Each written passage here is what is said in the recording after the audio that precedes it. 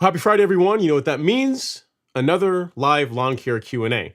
My name is Ron Henry, and I'm here to help answer your lawn care questions. If this is the first time you're gracing us with your presence, welcome. We're super happy to have you here. The way this works is really simple. On your screen, you will see a chat box. In that chat box, you can enter your question, concern, comment of the day, and I work through them in the order that they come in. Now, sometimes I have the answer, sometimes I do not, but either way, we have an awesome time talking about lawn care. Guys, gals, given the time of year, that our lawns are going dormant, those of us in the Southeast US, hopefully the live stream gives you guys a reprieve where all of us turf nerds all around the country, all around the world can get together for a little while and just talk about, what our projects for next year, our successes, our failures, and things that we want to do to make our lawns even more awesome this upcoming season. So lawns are fully dormant around Georgia. If you guys saw the thumbnail, a viewer, a friend of mine, Phil, sent me that of his lawn. He was the one that did the pre-emergent application. The growth regulator application at like 10 times the rate. That's that guy. So yeah, he sent some pictures that I'll show you guys here later on as we go through the live stream of what some things you might see as your lawn transitions to dormancy. As always, we're coming to you guys live on YouTube, Facebook, Twitter, and the folks on Instagram. So you're not left out as well. Feel free to join in and be part of the conversation. I'll just bounce back and forth. So if you guys have anything, I'll take a look and see if I can work your questions into the show as well. So as I said, guys, lawns are dormant. Lawns are checking out. And again, I'll show you some pictures of my lawn and also some other cool pictures from viewers here tonight. So, all right, let's get started. First up is Mr. Mark Romano. Mark has a very interesting and astute observation. He says, "Hi, Ron. Thanks for another live. I have a question about dollar spots. Dollar spot is a common lawn disease." He says, "Shouldn't they get smaller with inflation?" Hit the like button, y'all. That'd be nice, right? They should get smaller with inflation. They should do less damage. So like dollar spot in 2020 should have been a lot more damaging than dollar spot in 2023, but unfortunately, it doesn't seem to work that way. Inflation doesn't seem to affect lawn diseases the way it affects our buying power, unfortunately, right? So that's a good one, Mark. That's the first I've heard that. That's a good one. Shouldn't inflation also affect dollar spots? Unfortunately, it does not work like that. All right, next up we got LJ. LJ's in the house. He says, "Hello, Ron. I've been out of the country for 2 months. I had someone cutting my grass, but no treatments here in Atlanta.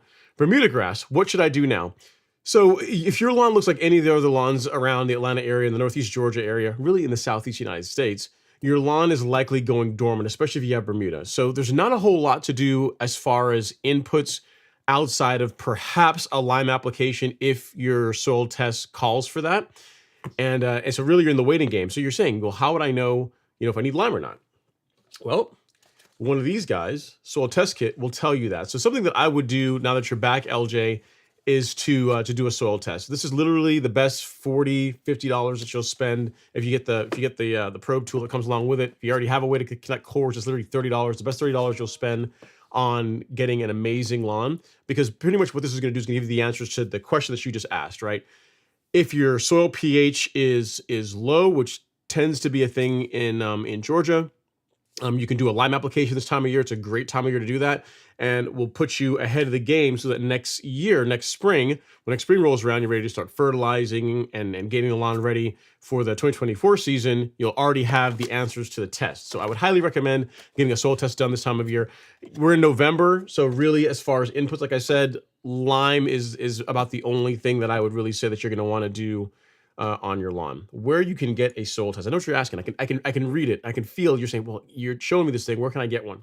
Glad you asked.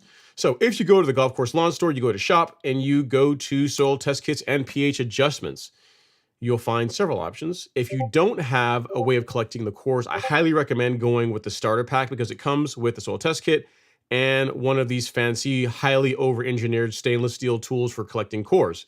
Once you have that going forward, you can just simply get just the test kits. You won't need to get the starter pack anymore. Or if you want to have enough soil test kits for pretty much an entire season, you get the Pro Pack, which comes with, again, the probe tool, and it includes 2 test kits. So you got one for now if you want to do one, and also one for the spring, so you're good to go for 2024. So that is what I would recommend as far as things to do on your lawn now that you're back. And I will share a link with you where you can find these on the golf course lawn store. So good, glad you're back, man. That's, that it shows your priorities are in order. So you get back from being wherever you are, I guess, overseas, maybe serving this great country of ours. On that note, for any veterans, happy Veterans Day. Thank you guys for your service. Because of the sacrifices that a lot of people made allows us to have live streams and awesome lawns and this kind of thing. So definitely want to say thank you guys for all your service over the years and in the service to yet to come.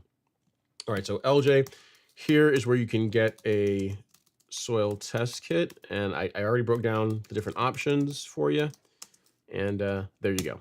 All right, so as far as how your lawn is probably looking, LJ, this is a great segue into the next point. First talking point I had for tonight is around dormancy. So if you look at this is a picture of my lawn taken yesterday. So this is what it looks like. I was putting some water on it because even though we've been having some cooler temperatures, we have not been getting any rain here in Georgia here lately. I don't know what's going on, right? Rain has just gone away. We had a little bit today, but for the most part, nothing material, nothing that really is putting any kind of moisture into the lawn. So I did run irrigation this week.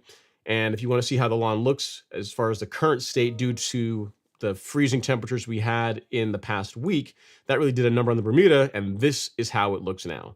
So you can see there's different parts of the lawn that are going to dormancy at different rates, but overall it is done for the season. It is checked out. That those several days of temps in the 30s put a smackdown on the lawn, and it is saying, "Uncle, I'm done. See ya in 2024." So here's the thing that's interesting about this, right?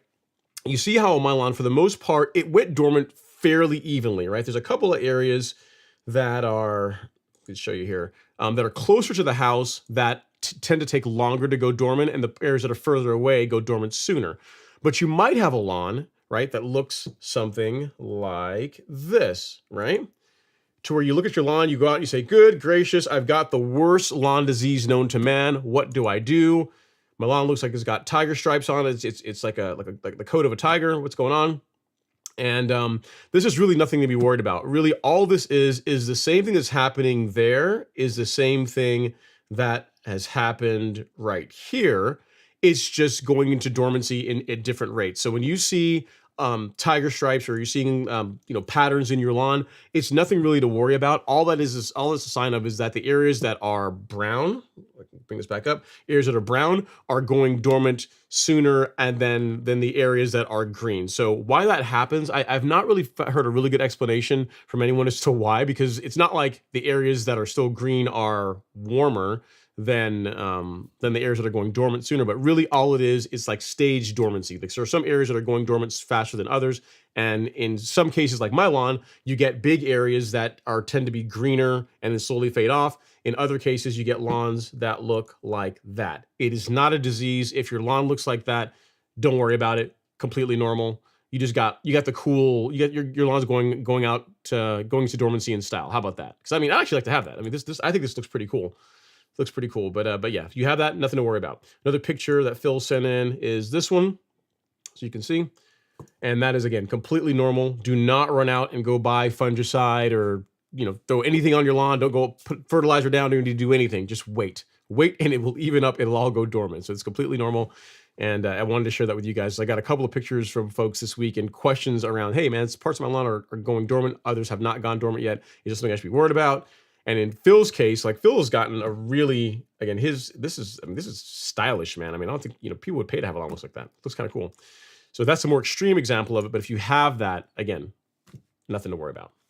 Nothing to worry about. Take lots of pictures of it. Get out there. Do take pictures of yourself on the lawn, because it's not going to look like that for very long, and it's pretty cool. It only happens really when the lawn is transitioning. So good stuff. All right, next up is Mr. Frugal Fixer Spike. Frugal Fixer Spike says, hey Ron and everyone, upstate South Carolina, 24,000 square feet of common Bermuda, I'm guessing. I put down Spectricide followed by Image in early summer.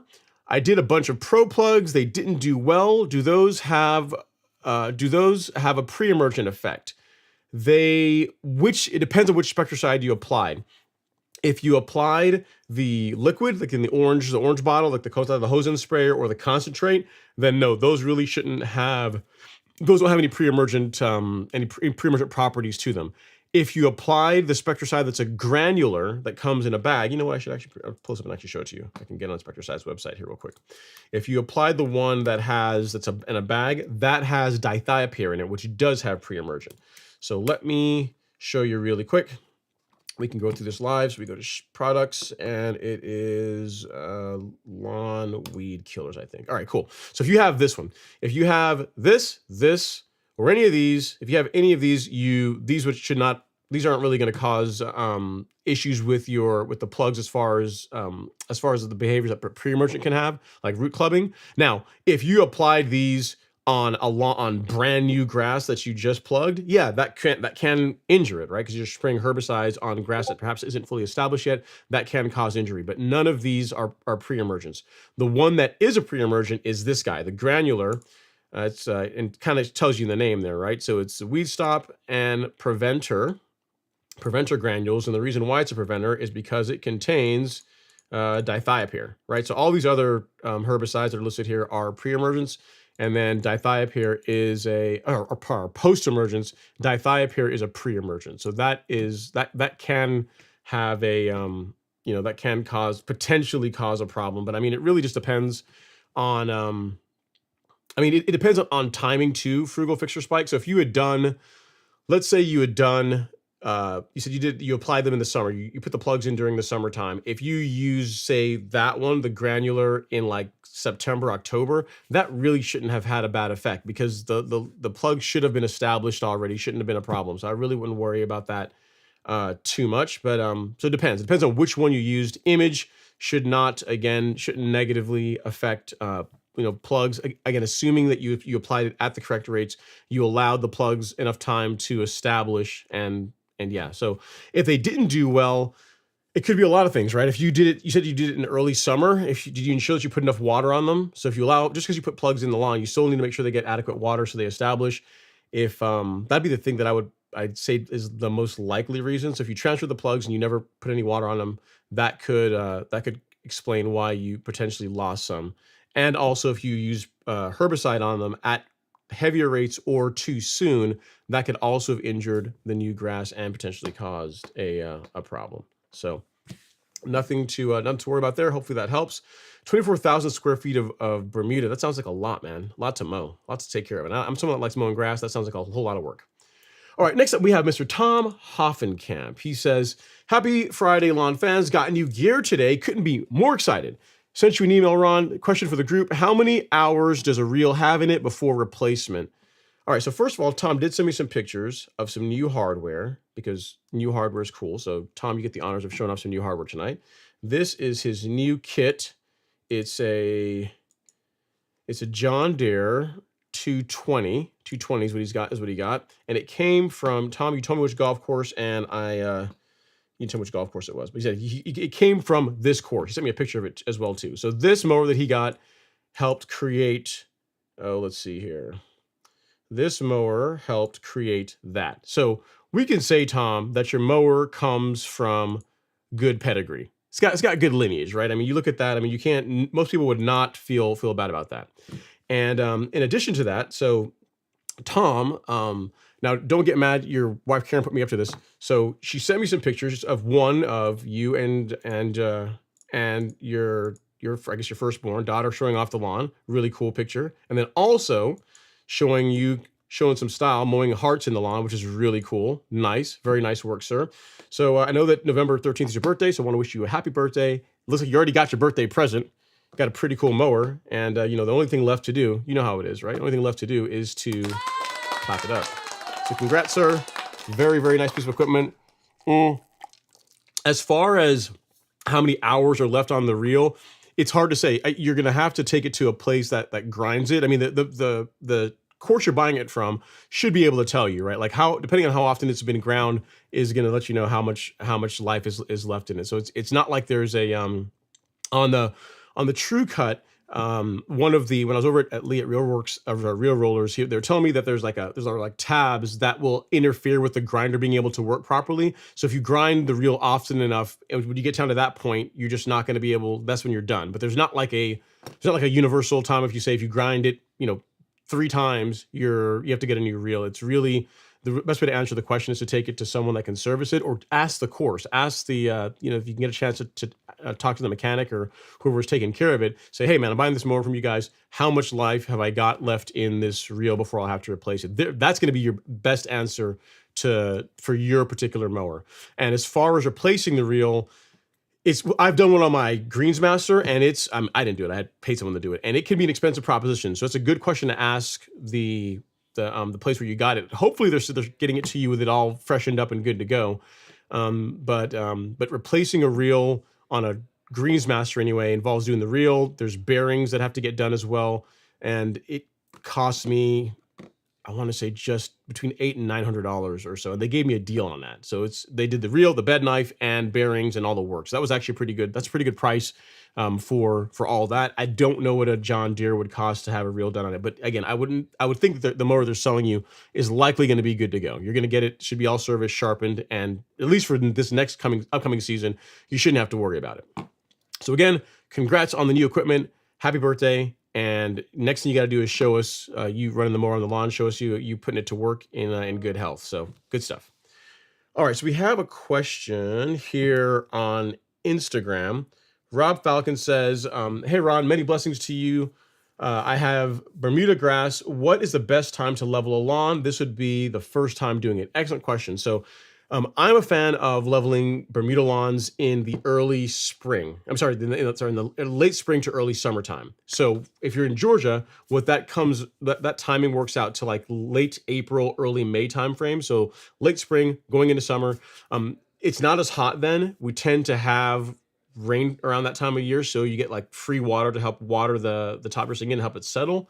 But really, any period between late April all the way into the end of July, maybe early August, you can level your lawn. You would not want to do it this time of year. I would not recommend doing it in the fall if you have warm season grass, because you're going into dormancy, the grass is going slower. So really, you want to do leveling work when you're entering a period of the lawn beginning to grow aggressively. So for Bermuda grass, springtime, in my opinion, is the best time for that. So again, late April going into May and all the way through till, again, like the first week of August or so is when you can do it. If you time it right, you can top dress the lawn 2 to 3 times in a season fairly easily. So congrats on taking on the challenge of deciding to work on your lawn this upcoming season. And if you decide you're going to top dress it, you didn't tell me where in the country you are, but if you're going to top dress your lawn, you're doing it yourself, you're going to level it yourself, I highly, highly, highly recommend that you go with a high quality compost and sand blend. Like, the stuff that I've used several different types of material. The product that I like the best is one from Superside. It's a big yellow bag. It's USGA sand and 30% of their compost product. The reason why I like that, because there's just no trash in it. There's no debris really. So I've got a video here that I show every now and then that shows the amount of stones and garbage that came out of, it was like 6 or 7 bags or 6 or 7 yards of material. It's like you could literally have put the pebbles in the palm of my hand and none of them were bigger than a dime. So if you decide to take on a lawn leveling project, invest in quality material because it's going to make your life a whole lot less painful. Because here's what can happen, right? You go to your local place and you just go get, something that's super cheap, $40, $50 a yard, whatever it is. And it has lots of stones, twigs, garbage in it. You'll top dress the lawn, and then you're going to have to go back through once you're done top dressing and getting all the stones and other garbage out of it because you can't mow the lawn. You definitely can't real mow a lawn with that kind of stuff on it. So invest in good material. That way you're also getting more of what you pay for, right? So if you're paying for a yard of material, you want like a yard of sand, not like, 0.9 yards of material and the rest is like debris, twigs, garbage, peanut shells, all this kind of stuff. So I would highly recommend that you look into that if you want to save a bit of money. If you're in Georgia, South Carolina, North Carolina, Alabama, and Tennessee, I think those are the places where the big yellow bag is available. If you want to do that, you can use this link, my link. It's an affiliate link.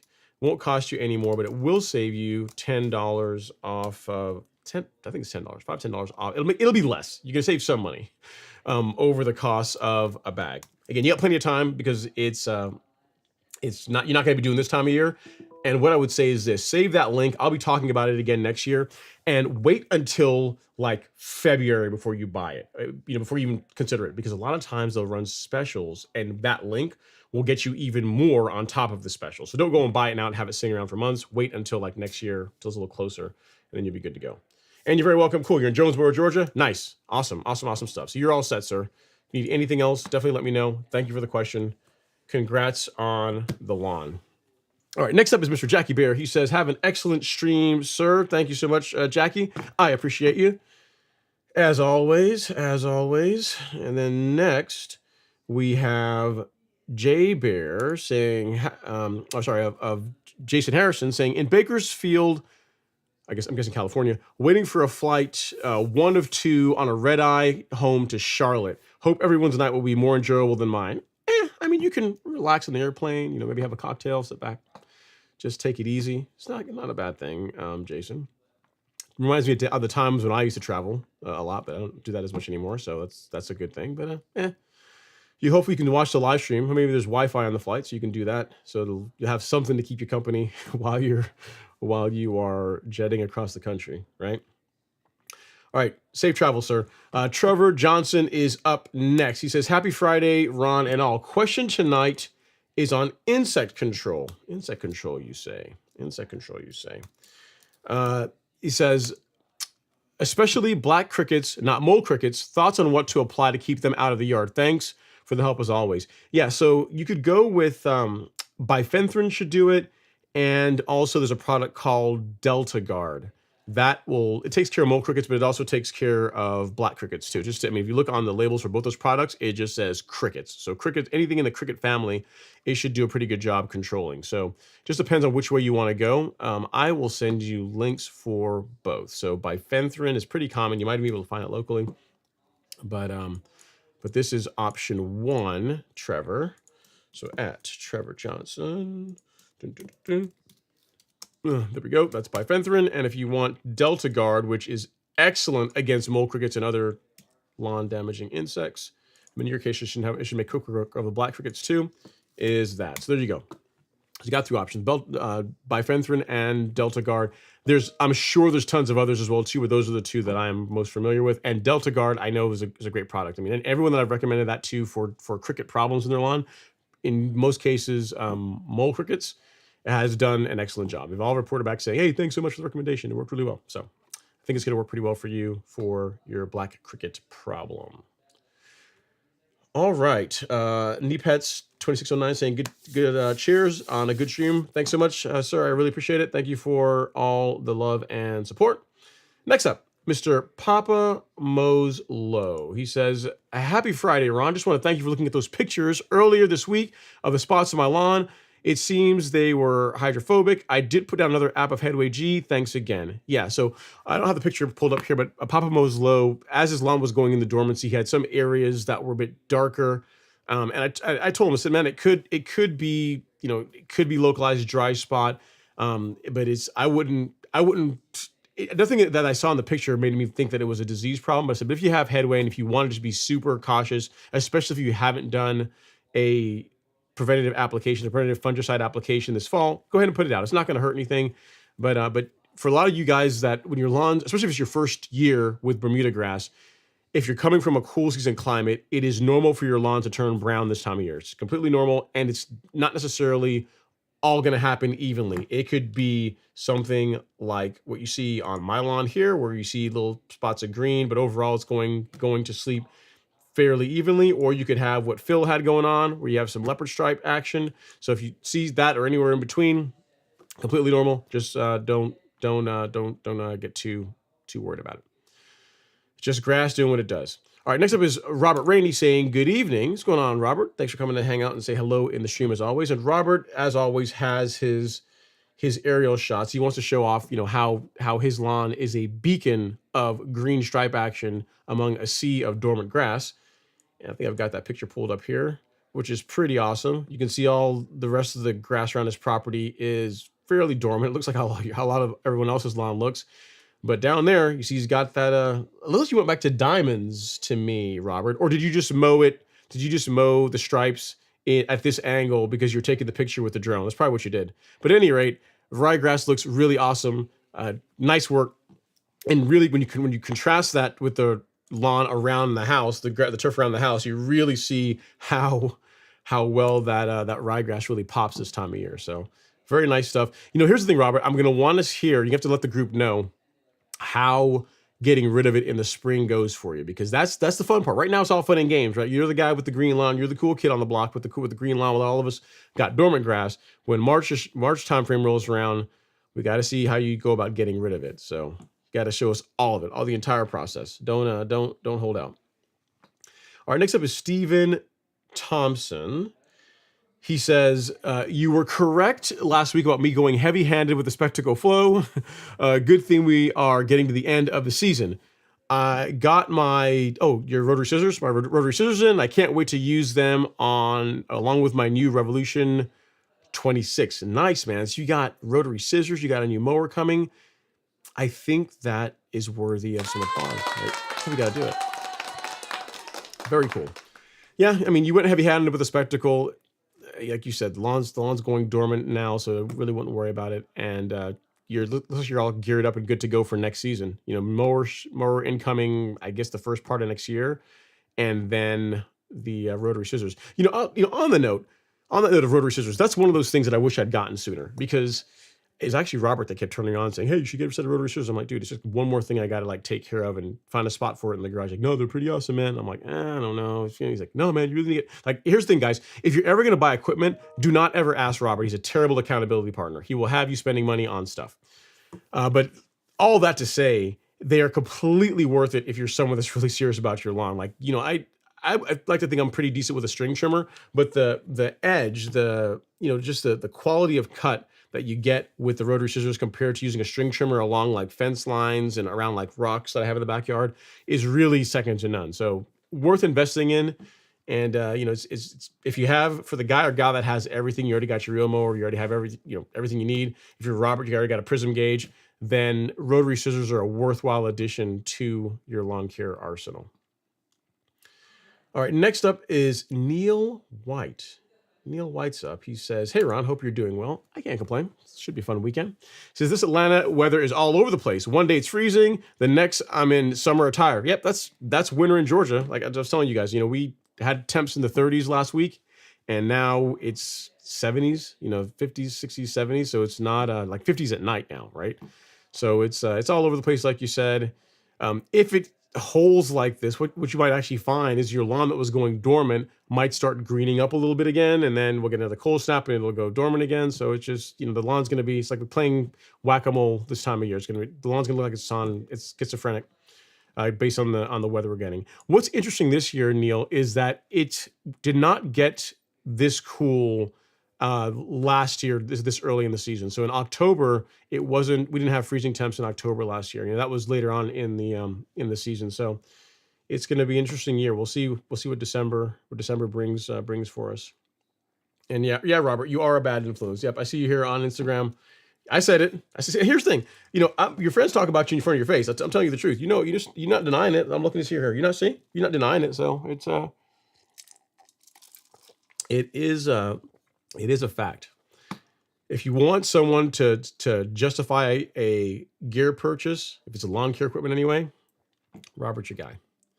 All right, Harper's Knitter is up next. She says, "Hey Ron, no questions, only gratitude. You are gold. Thank you for all your advice." You're very, very welcome, Harper's Knitter. Thank you for coming by and sharing the kind words. And I'm glad that you're getting some value and entertainment out of the live stream and other content. So good stuff. Thank you so much. It really does mean a lot.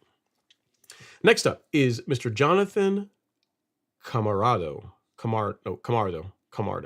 Jonathan Camardo. He says, "Happy Friday, Ron. Thumbs up for the live stream. Is all done. Catch up question. Question about winter storage for the Yard Mastery sprayer. How do I winterize the pump to avoid freezing the parts?" Yeah, so what I do with mine, Jonathan, is when I'm done spraying, like what did I do last with it? I sprayed fungicide. That was the last thing I did with it. I run water through the sprayer. So I clean it out, clean out the tank, run water through it, and then I run it till it's dry, so like no water's coming out of the system. So I don't leave water in the lines in the pump or anything like that. So here's how the sequence would work. So you're done spraying your lawn with whatever you're going to be doing for the season. You put water in it to clean the tank out. And then you run just clean water through the pump, the wand, the lines, all that. I like to do it for like 10, 15, 20 seconds, depending on what you're spraying, till clear water's coming out.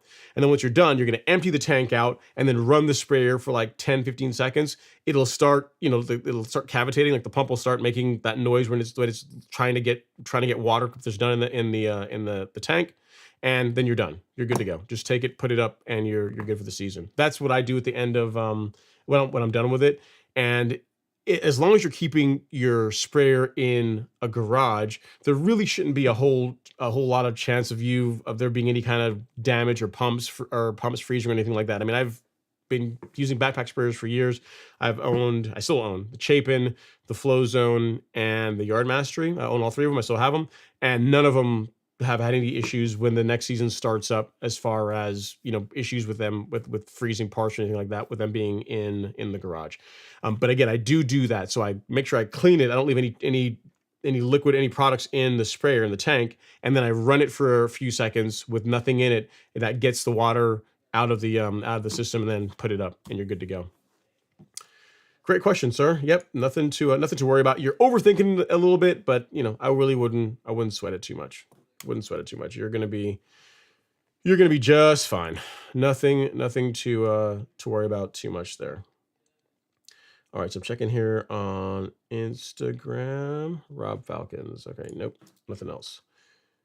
All right, so our next question, comment, concern of the day is from, let's see, we did Harper's Knitter, we did Jonathan. Next is CPIMS. Colin's in the house. Someone on Colin. He said, "What's happening, Ron? Hope your Friday has been good." It has been. It's been fairly quiet.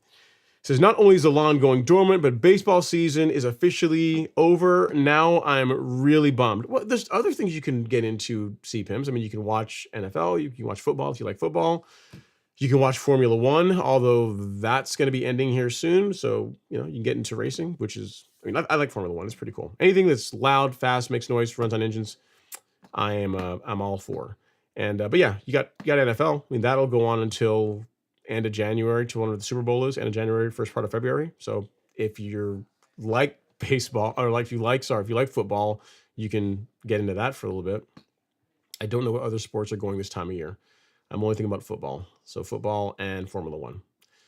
And I think next weekend is the Las Vegas Grand Prix, which is the first time. So that's going to be kind of cool. So if you want to, it's a good race to watch for the first time, right? You see all the antics and see them like blasting down the strip. It'd be kind of cool.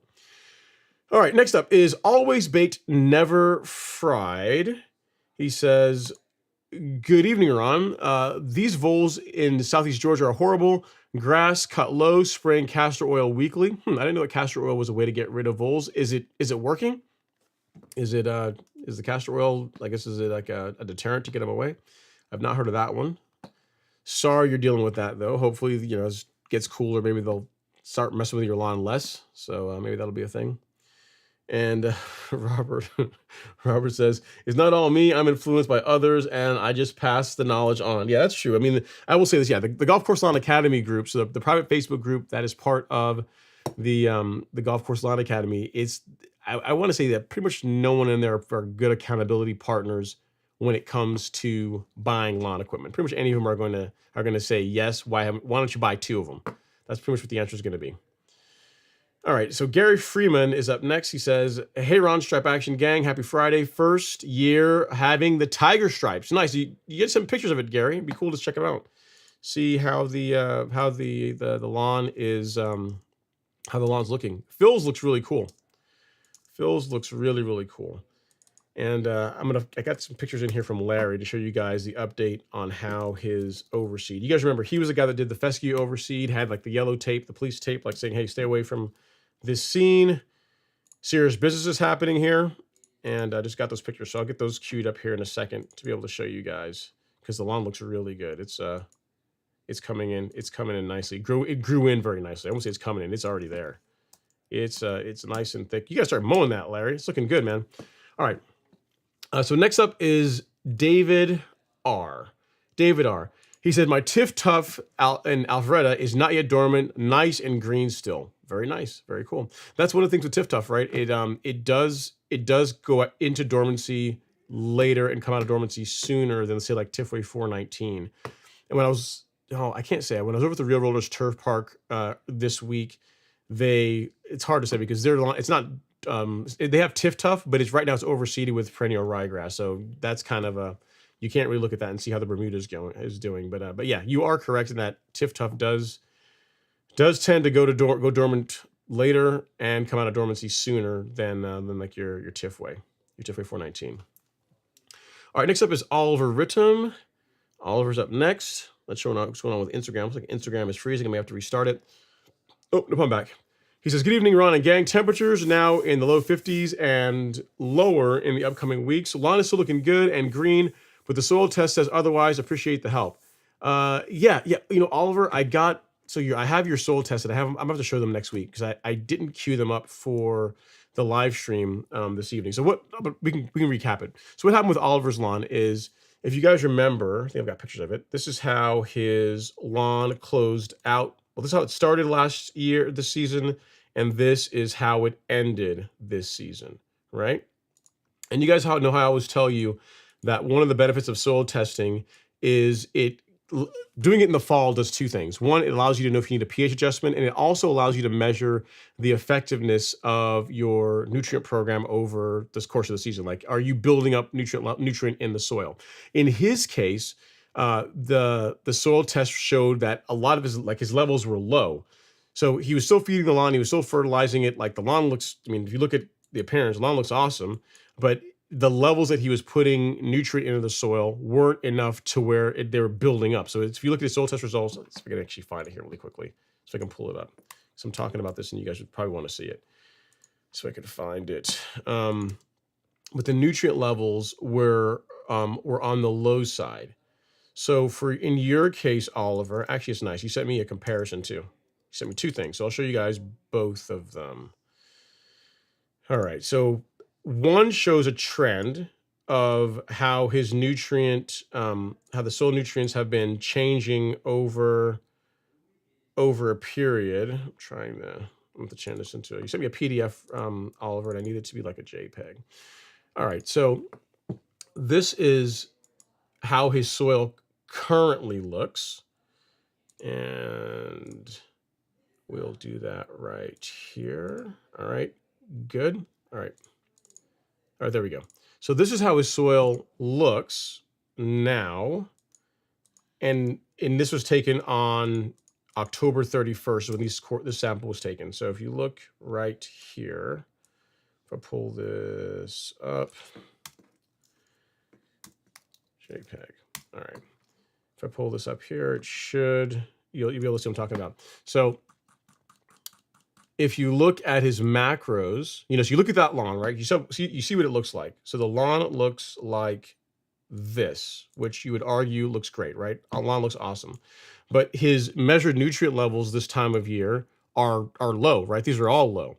And if we look at the trend that his lawn has had from March until now, because he did soil testing in March, he did one in June, he did another one in October. What this would point to me, I'm trying to do this live, guys. I'm trying to also turn this into a PDF as well. You know what? Let's do it this way. This will save time. There we go. All right. So if you look at how his soil test, the trend data for his soil tests, which if I get this to pop up, give me 1 second. Bear with me. Bear with me, y'all. I'm getting close. All right, here we go. Cool. So this is what he's working with over the course of the year. Right there. Yes, use JPEG and broadcast it. All right, cool. So we'll get you off the screen, Oliver. So if you look at what his levels have done, wherever he was in March, you can see throughout the season, despite him fertilizing, like his macros have been trending down. You can see that, right? You can see from the direction of just the trend of as far as how his nitrogen is doing. His phosphorus went up a little bit, and then it's also dropped, and the same thing for his potassium. Some other nutrients like sulfur went up. Some of the secondaries went up. But overall, the overall trend is lower. So what does this tell us? It says that although the lawn looks awesome, looks great, right? Again, we can look at the lawn again. Even though the color of the lawn looks great, the levels or the amount of these granular fertilizer that you're putting into the soil wasn't enough to feed the lawn and also build up reserve in the soil. I mean, that's what the soil test is reflecting. Because if you look at what, again, just the overall trend is, it's just been going down. So your N, your phosphorus bouncing around a little bit, and then the same thing for your potassium. But your nitrogen definitely has been trending down. So for next season, what I would say is increase, like, up the amount of nitrogen that you're putting into the soil. So that would be my recommendation based on what I'm seeing in the soil test. But what that shows, again, this is another one of the benefits of pulling cores this time of year, right? So if you did it in the beginning of the year, that sets your program for the beginning of the season, and then looking at your soil test results at the end of the season, which is what Oliver did, allows you to measure the effectiveness of your program. And again, although the lawn looks great, the color of the lawn looks great, no one would ever see anything is wrong with it. What this says is for next year, he can afford to go a little bit heavier on his granular inputs for NPK to get those up higher, to build up in the soil a bit more. So good stuff, Oliver. Thank you for sending your soil test results. And sorry, I didn't have them prepared or queued up, but I was able to make it happen. So good stuff. I really wouldn't worry about it. The lawn looks great. You just know for next year, you already know what, whatever you're doing as far as, how many pounds per thousand you're applying your fert, you can go up a little bit more for next year, and you're going to be just fine. All right, good stuff. Next up is Larry. Larry's in the house. He says, hey, Ron, just got the soil test kit, but waiting until after the holiday to send it. Should I wait for results before I use the carbon kit or Lebanon fertilizer? Still waiting on those to be delivered. No. I mean, I guess, why are we waiting until the holidays to send it, Larry? Like, you can go ahead and use your soil test kit now and send that in. And you don't have to wait. As far as the carbon kit, no, you don't have to wait for that. And you're using like the 12024, which is a good winterizer for it. You don't have to really wait for that. I would pull cores. I would get your soil test done prior to you fertilizing the lawn. That is absolutely. You definitely want to make sure you do the soil test prior to you putting fertilizer on the lawn so that the results are accurate. But yeah, outside of that, if you want to use the carbon kit and the fertilizer after you do that, that would be just fine. Wouldn't have any concerns at all about that. On that note, if you guys want to see how Larry's lawn is looking, you remember he was the one that was doing the fescue overseed. He just sent me some pictures, and I'm going to show you guys those now. All right. You know, guys, I'm going to have you guys start sending me the pictures before the show, because that way I'm not having to figure this out live. But it's okay. It's okay. I can make it happen. All right. So this is the current pictures as of today of how his fescue, oh man, that looks good, of how his fescue overseed is doing. You can see nice and thick. It's got girth to it, thickness to it, really good. You know, Larry, I think you should start mowing this, man. I'm looking at that. I mean, it's starting to look a little bit, look a little bit unkept at this point. That's nice and thick and green. It looks incredible, sir. I would absolutely start mowing that. I'm not sure what you're waiting for, because that looks great. Color looks awesome. Nice work. Very, very nice work. Very nice work. Got to clap it up for that. Nicely done. Nicely done. It's not Bermuda grass, but I got to tell you, I can still appreciate a good looking lawn. That, sir, is a good looking stand of grass. So great work. Lawn looks awesome. And you know your sequence. Do your soil tests. And then whenever the carbon kit comes in, you can do that. And whenever the 12024 arrive, you can also apply that. So in the order, let's say that they happen to show up on the same day, I would do the granular first, do the granular fertilizer first, and then spray your liquids, the carbon kit after that. But again, before you do any inputs, get your soil test done and send that in. That would be my recommendation. And if you want to see, I have a quick video on this, because this is a question I often get, is like, what order should I do things in? What sequence makes sense? So because I've gotten the question so much, I did like a short video earlier this year that that covers that. I'll just search for order, and there it is. What order to apply lawn products? So I'm a fan of doing granular products first. That's the order I like to do things.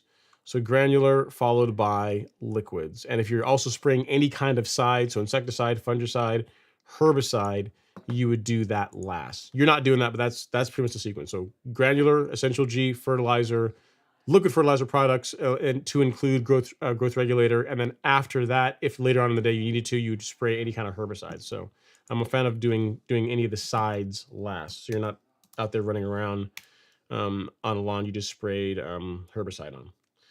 So here you go, Larry. This is the sequence of application video. It's a short video, but it'll be useful for you. All right, next up, we have No Name. No Name is saying, happy Friday, Ron and fellow lawn enthusiasts. Looking forward to some great lawn chat. My lawn is 95% dormant and checked out. Let's get those likes up. Well, it makes me feel good, No Name, because my lawn is not 95%. I'm like 80% dormant. So I'm still holding on a little bit. Holding on for a little while longer here. All right. Next up, we have Fresh Styles Barbershop.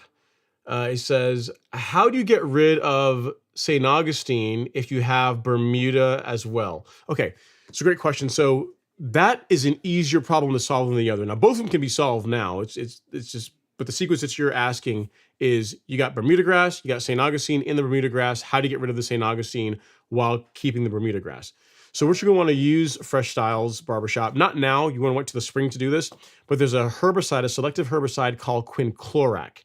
It is it's an excellent herbicide against crabgrass and also against St. Augustine. So it will, like, Bermuda tolerates it very well, but St. Augustine does not. So if you spray quinclorac on a Bermuda lawn that has St. Augustine in it, you will injure and or kill the St. Augustine grass, but the Bermuda, again, tolerates it just fine. This time of year is not the time of year that I would take that on. I would do that. I would wait till the springtime, but that is what you're going to be after.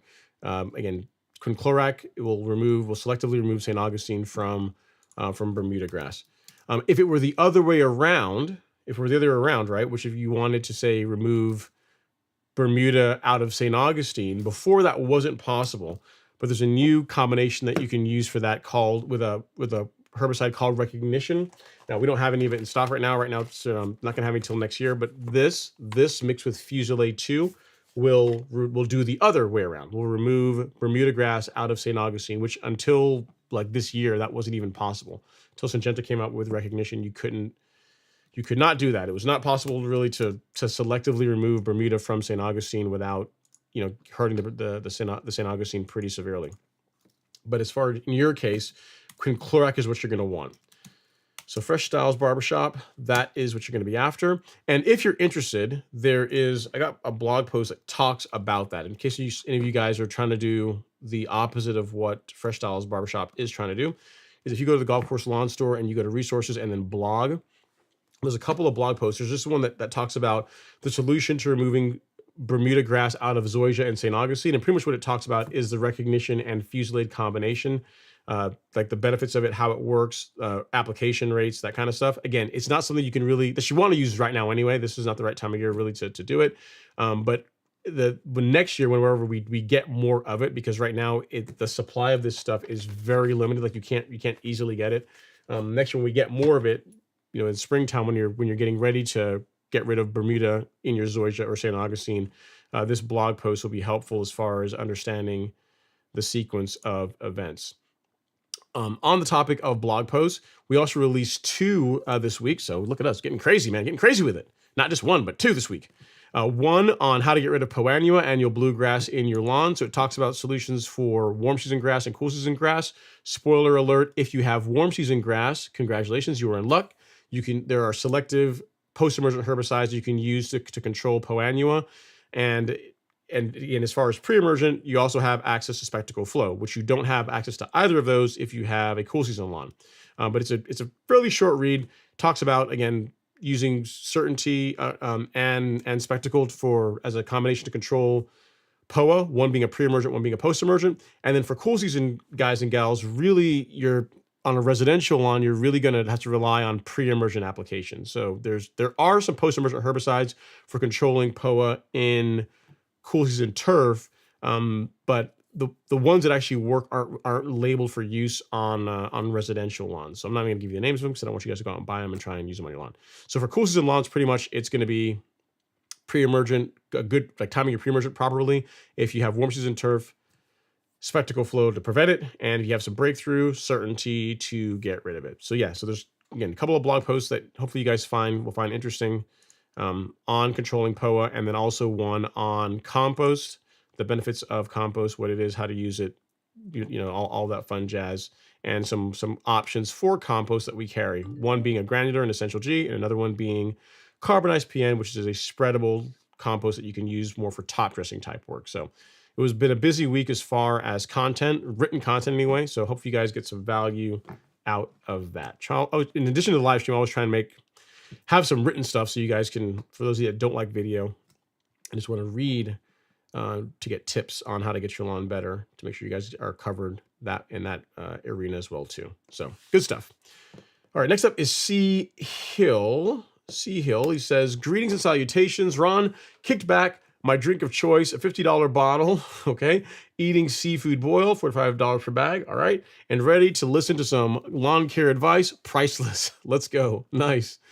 Cool. So you have a libation, you got some seafood, and you got the live stream. Sounds like a good combination to me. Sounds like a fun way to pass a Friday night. Fun way to pass a Friday evening. All right. Next up is Los. Los is up. He says, Ron, I have algae in my lawn I already aerated, and now I want to add lime. I did a soil test, and my pH is low. How do I know how much lime to add? What lime do you recommend? It's a good question, Los. And actually, I'm going to do 2 things here. I want to make a note of something I just sent. So couple of things. So you did a soil test, which is good. You want to add lime, also good. As far as which lime to add, so lime comes in 2 major categories, or 2 major types. There's calcitic lime and there is dolomitic lime. In your soil test results, one of the nutrients that it should have measured is magnesium. If your magnesium levels are low, you'll want to go with dolomitic lime. So the way to remember this, or how I remember it, is that the letter D is closer to the letter M in the alphabet. Like if you're just going, from front to back anyway, like D is closer to M in the alphabet. So if your magnesium is low, go with dolomitic lime. If your magnesium levels are fine, then you can go with a calcitic lime. So that's how you can determine which of the two you're going to want to use. And as far as how much to apply, 20 to 40 pounds per thousand is what I recommend when you're trying to do an amendment, pH adjustment. So anywhere between 20 pounds per thousand on the low end, up to 40 pounds per thousand on the high end. So hope that helps, sir. I also have a video all about this topic, believe it or not, all about pH adjustment and using lime to do that. And I will find it here really quick. I'm gonna do my best if I can dig it up for you. And that will explain what I just said in more detail. But I mean, pretty much you got the gist of it. How to adjust pH in your lawn, how to increase the pH of your soil using lime. And in my case, in this video, if memory serves me, I applied a dolomitic lime. But I explained again the differences between the two and how much to use and how you make the decision between them. But pretty much it's the shortcut is, if your magnesium is low, go with dolomitic. If your magnesium is fine, go with calcitic. Now here's the thing. If your magnesium is low and you go with calcitic, it's not like you're going to hurt anything. There's no problems at all with using calcitic lime on a lawn that has lower magnesium. It's just that dolomitic lime has more magnesium in it, so you're addressing the soil pH and you're also raising magnesium levels at the same time, which is a good thing. So don't if all you can find locally happens to be calcitic, don't be like, oh well, I can't use this on my lawn because my magnesium's low. That's not really the case. It's just if you're really trying to be optimal, go with dolomitic if your magnesium is low and you can actually find it in your area. Most places will carry both of them. And there's links in the description of that video that I just sent to you that will where you can pick it up online if you can't find either of them locally. Okay, so you'll be all good to go. All right, Myrtle is up next. He says, in the Pacific Northwest, my lawn really thins out in the fall. Is this common for wet areas? I'm sure if you're in the Pacific Northwest, your lawn really thins out in the fall. Is it common for wet areas with perennial ryegrass? It seems to happen every year. Well, if the water's sitting there, like the air is getting waterlogged to where it's pooling, yeah, that can cause problems for the lawn. So, like anything, Myrtle, like lawns need water, but too much of anything is bad. So if you have an area that water stands on or stays for an extended period of time, so it rains, which it rains a lot in the Pacific Northwest, and then a day later water is still pooled there, the grass is going to have some issues growing in that area. You can have more likelihood to have disease problems, and you could have exactly what you're seeing, where it causes the grass to thin out. So you didn't say that's what's happening, but you said it's fairly wet. But that's something I would look at. If you can, if that's the case, if you can do something to improve the drainage, so you can build up the soil in that area, or you can, I haven't seen a picture of it, but if you can do something to improve the drainage to where water doesn't stay in that area, you should see that the lawn will improve over time, especially if it's a constant thing. Like whenever someone's asked me a question and they say, every year it's the same thing, it always happens this way, then that, in a lot of times, that points to like an environmental condition that's causing that. You know what I mean? So if you have like a part of your lawn every year that you always get nutsedge in that one part of your lawn every single year, a lot of times whenever someone tells me that, it's like, oh, you probably have like a downspout that runs by there, or the lawn drains through there. Like there's an environmental condition that is conducive to nutsedge being a problem. In your case, where you're having this particular area of the lawn where it thins out, and you said it's staying wet, that can cause these types of problems. So look into ways of improving the drainage that will help correct this type of problem. So hope that helps, sir. Sorry you're dealing with that, but at least you got some ideas, some thoughts going forward. So guys, we were an hour in and we only have 66 likes. We can certainly do better than that. There's like 87 of us here in the live stream. So if you guys would not mind hitting that like button ever so gently, you know what? Because I'm nice, I'll even put some intermission music on for you. while I take a sip of my, what am I drinking tonight? This is sparkling water and Arnold Palmer. So hit the like button. It's free, costs nothing. Free way to support the channel.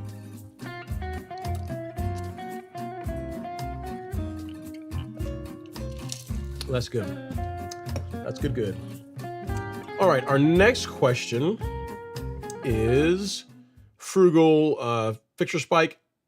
He says, just Spike is fine. I was late on my pre-emergent. My shady areas have some POA. Already POA. Some POA, rest of the yard, none. Not sure, but maybe a day or two late. The plug's got plenty of water, but low pH, liming it this winter. Okay, so yeah, just keep working on it, Frugal. Sounds like you said it got water, but maybe there's a nutrient deficiency, something that caused a problem. At any rate, just keep working on it. And if next year you have to transfer plugs again in the springtime, like do it in, where do you say you were in the country? Do it a little bit earlier in the season, say like April timeframe, before it gets really hot. And that's going to be conditions where it's going to be where the plugs will have an advantage and should establish a bit better. Now, as far as the annua in the shaded areas of your lawn, that's a thing this time of year. And what you're going to want to use to get rid of that before it gets out of hand is a selective herbicide called Certainty. So this is what I would use for annua. Certainty combined with surfactant will do the trick. That's what you're going to want to use for controlling POA in your lawn. Now, here's the thing. If you decide to go with Certainty, the rate for controlling POA is quite a bit higher than the rate that you would use for sedge control. 1 second here. I'm asking someone something. Yeah, so we'll use for sedge control. So for sedges, you can get by at like a 0.75 ounces per acre rate, so quite a bit lower rate. If you're trying to use Certainty to control annua, like the rate that you need to apply this at starts at 1.25 ounces per acre and goes up to 2 ounces per acre. So what does that really mean? If you decide you're gonna go with this, you want to try and get rid of them. You're gonna want to use one large scoops. It comes with a measuring spoon with a small end here and a large end here. So for POA, you're going to want to go with one of the large scoops and one or two of the small. So one large, one or two of the small in 2 gallons of water for spot spraying an area with annua, and that's going to get you pretty good control as long as you mix surfactant along with it. So by that I mean you're going to want to use Certainty, and you're going to want to use a spreader sticker. So if you go to shop and then weed killer on the Golf Course Lawn Store, there's your selective herbicide, and then the surfactant to go along with it is this. So this and that are what you're going to want to use to get rid of the POA in your lawn. Something else that you might want to consider doing too.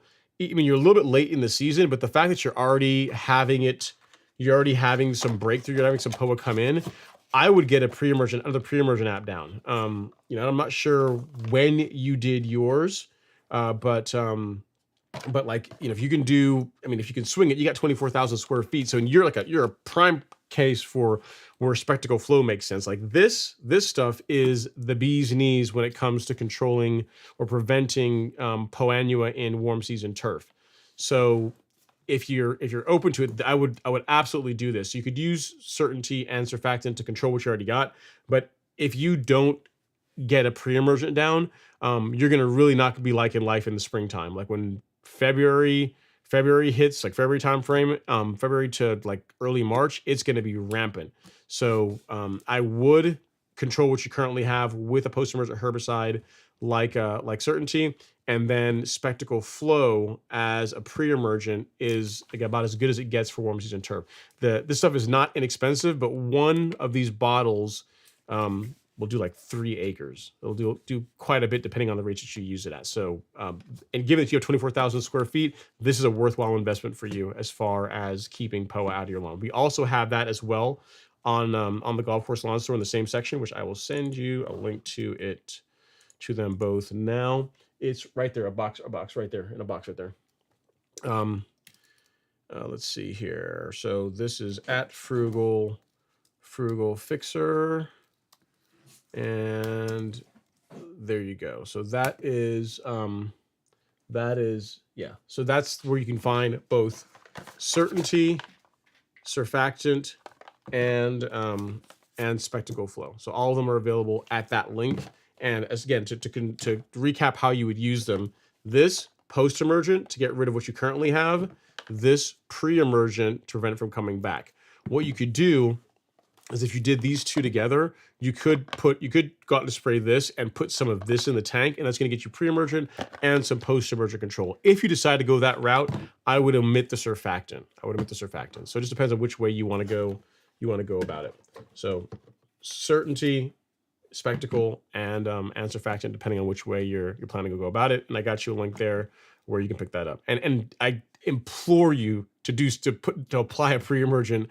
Again, it's late in the season, but it's still gonna help some as far as reducing the amount of power you're gonna have in your lawn in February, March timeframe. You got 24,000 square feet, so that's a lot to take care of, and you don't want to be spraying your entire property with certainty if you can avoid it. So spectacle is a good investment in your case. I would absolutely look into that to keep them out of keep PO out of your lawn. So hope that helps, sir.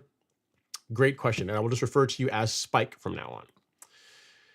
All right, next up is Jared. Jared George, let's see here. Nothing from the gram. You guys are quiet tonight. Okay. Jared is up next. He says, big news for me.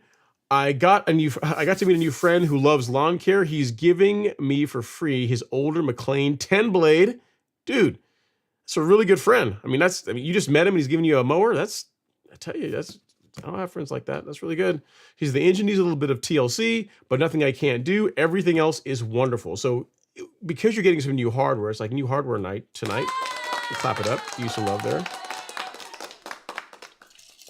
McLean 10 blade, a highfalutin mower, not like what do McLean's come in? Is it, I think 7 or 8 blade, but a 10 blade is their high blade count. Nice.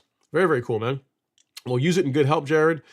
Send us pictures of the lawn once you get the mower already all set up and going well. And congrats. Only thing that beats getting a mower is getting a mower for free, right? So very, very cool. Congratulations on the new equipment.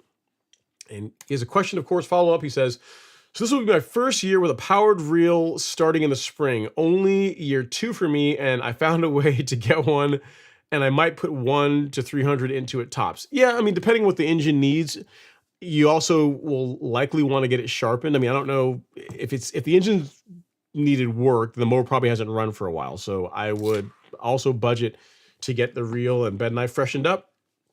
But yeah, you should be able to do it for under $300, depending again on what the engine needs. So yeah, good stuff. Congrats again on the new equipment. Nothing like getting new hardware, especially faux free. All right, Sea Hill's up next. He says, happy Veterans Day to all who made the sacrifice by standing the watch so we and our families could sleep safely and soundly each and every night. We salute you and thank you for your service. I could not have said it better myself, Sea Hill. That's very, very true. Thank you guys for all of you, not only for everyone that actually is enlisted or enrolled in the military, but also the families that back them up, right? Because there's always two parts to it. There's the guys and the gal that go off and carry the flag and put boot to butt for countries that dare do harm against the United States of America. But there's also their families that help support them and make sure they can do that and keep everything on the home front. So you really want to really shout out both sides, because it really takes a team to make that happen. So awesome stuff. Keith Madison is up next. He says, good evening, Ron. Can we fast forward to spring yet in Houston / Brazelton? Working with green Bermuda is much more fun than dormant grass. I second that. Green Bermuda is a lot more fun than dormant Bermuda. But I mean, hey man, don't you want to enjoy the time off? Think about it. It's like football season. It's some downtime. Spring will be here before you know it. I mean, we're almost halfway through. We're a third of the way through November. You got December. January will be late January, early February. You're looking into pre-emergent, and then it will be starting this cycle all over again. So just give it time, man. You're not too far off. Green grass is closer than you think. Enjoy the downtime. All right, Jared is up next. He says, I do want to get a grooved roller. That's part of my budget. Ron, why should I go grooved over smooth? I've read stuff, but I would love to hear your verbal explanation. Sure. So either one of them is a good investment. If the mower you have does not have a roller on it, any roller is better than the caster wheels. You definitely want to put like a grooved or smooth roller on it. The reason why I like a grooved over smooth is a couple of things. One, when you start cutting the grass, when you start cutting lower, and really, I say lower, but even when you just the cut you will get with a grooved roller is superior than the cut you will get with a smooth roller. If you think about it, a smooth roller is basically just folding the grass down. It springs back up a little bit between the roller and the reel and the bed knife, and it gets cut, right? Whereas a grooved roller, it has grooves in it, allowing the grass to stand up as the roller's passing through it, so you get a more even cut than what you will with a smooth. As cutting heights get lower, grooved rollers shine more and more. So if you're mowing your lawn at say an inch and a quarter, then a grooved roller is still going to be better. But there's not a huge difference. There's not a huge gap between grooved and smooth. Once you go to like to 3/4 of an inch, like 0.75, and you start going lower and lower, that's when a grooved roller really begins to shine as far as the quality of cut. The USGA did a study of mowing greens with a grooved roller, with grooved rollers and smooth rollers. And I keep saying I'm going to find that YouTube video where they did it, but there's a YouTube, like look on YouTube for it, because there's actually a video. You'll be able to tell. It's like an 80s video. It's kind of grainy. It's not you can tell it wasn't shot like 4K or anything like that. But it was where they did a test of a greens mower using a smooth roller and using a grooved roller. And what they did is they did two things. They set both mowers to the same height, and they measured the amount of clippings that came off the green when they cut it with a smooth roller versus a grooved roller. And they also got a prism gauge, which if you don't know what those are, ask Robert, he's got one. It's one of these tools you place on the turf after you've cut it, and it will show you, it's a good way of seeing the quality of cut. And what they found was a couple things. One, when you cut with a smooth roller, the cut was less consistent, so you had some higher areas on the green, so it wasn't cut as evenly. And then second, because of that, as you would imagine, the amount of clippings that came off the green with a grooved roller were higher than what came off with a smooth roller. So pretty much that's why anytime you buy a greens mower, like a John Deere or a Turo, they're going to come with grooved rollers. I don't even know if you could buy a smooth roller for a Greensmaster. You might be able to, but I've never seen one with a smooth roller. So for that reason, I would say if you're going to buy one, if you invest in one, I would say go with grooved over smooth. Another advantage of grooved is as the season progresses, a grooved roller will maintain a better cut longer than a smooth roller will. So you guys know how I always tell you guys, as the season starts off, if you get Bermuda grass, you scalp your lawn, you get like a nice reset. The lawn begins to grow in. You start mowing it regularly. For the first month, if you're mowing it with a grooved roller or a smooth roller, visually, there's not going to be a whole lot of difference.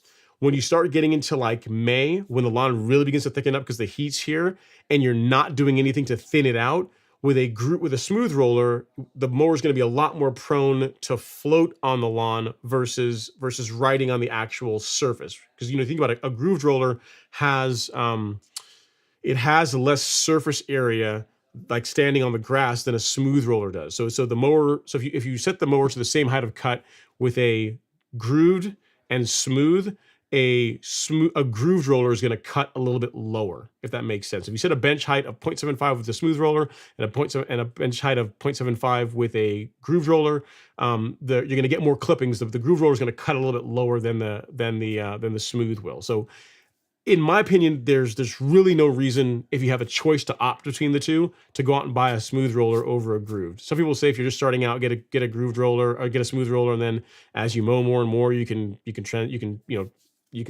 transition to a groove. But for me, I would just buy a grooved roller and be done with it. There's a reason why greens mowers and fairway mowers come with grooved rollers on them and not smooth rollers. So hope that helps, Jared. Long answer, but I wanted to give you a complete response, and I wish I could find that video. If you look up, probably will find it on YouTube, but it was done by the USGA, where they did testing of on a green with a smooth versus grooved roller. It was a really good video, and they showed it was like an actual study, right? They said, hey, listen, there's really no reason to ever use smooth rollers on your greens. Use grooved rollers. All right, next up is always baked, never fried. He says, Good evening, Ron. Actually, good evening, Ron. Voles are running rampant here in Southeast Georgia. Is spraying castor oil weekly and smoke bombs enough?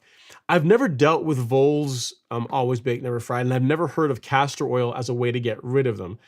It sounds like you've got a strategy that, I mean, assuming that works, assuming that castor oil is some kind of a deterrent and smoke bombs are also some kind of a deterrent or to drive them away. I mean, I can't see why it wouldn't help. But I'm not speaking from experience. I've never dealt with voles in my lawn. Fortunately, it's the only thing I've just a mole, just one mole, and nothing else after. Nothing else since then. I'm trying to find that video, but it might be hard to come across. I'm gonna spend some time looking for it between this week and next week to see if I can find it for you guys for next week. But it's an older video by USGA where they talk about grooved versus smooth. All right.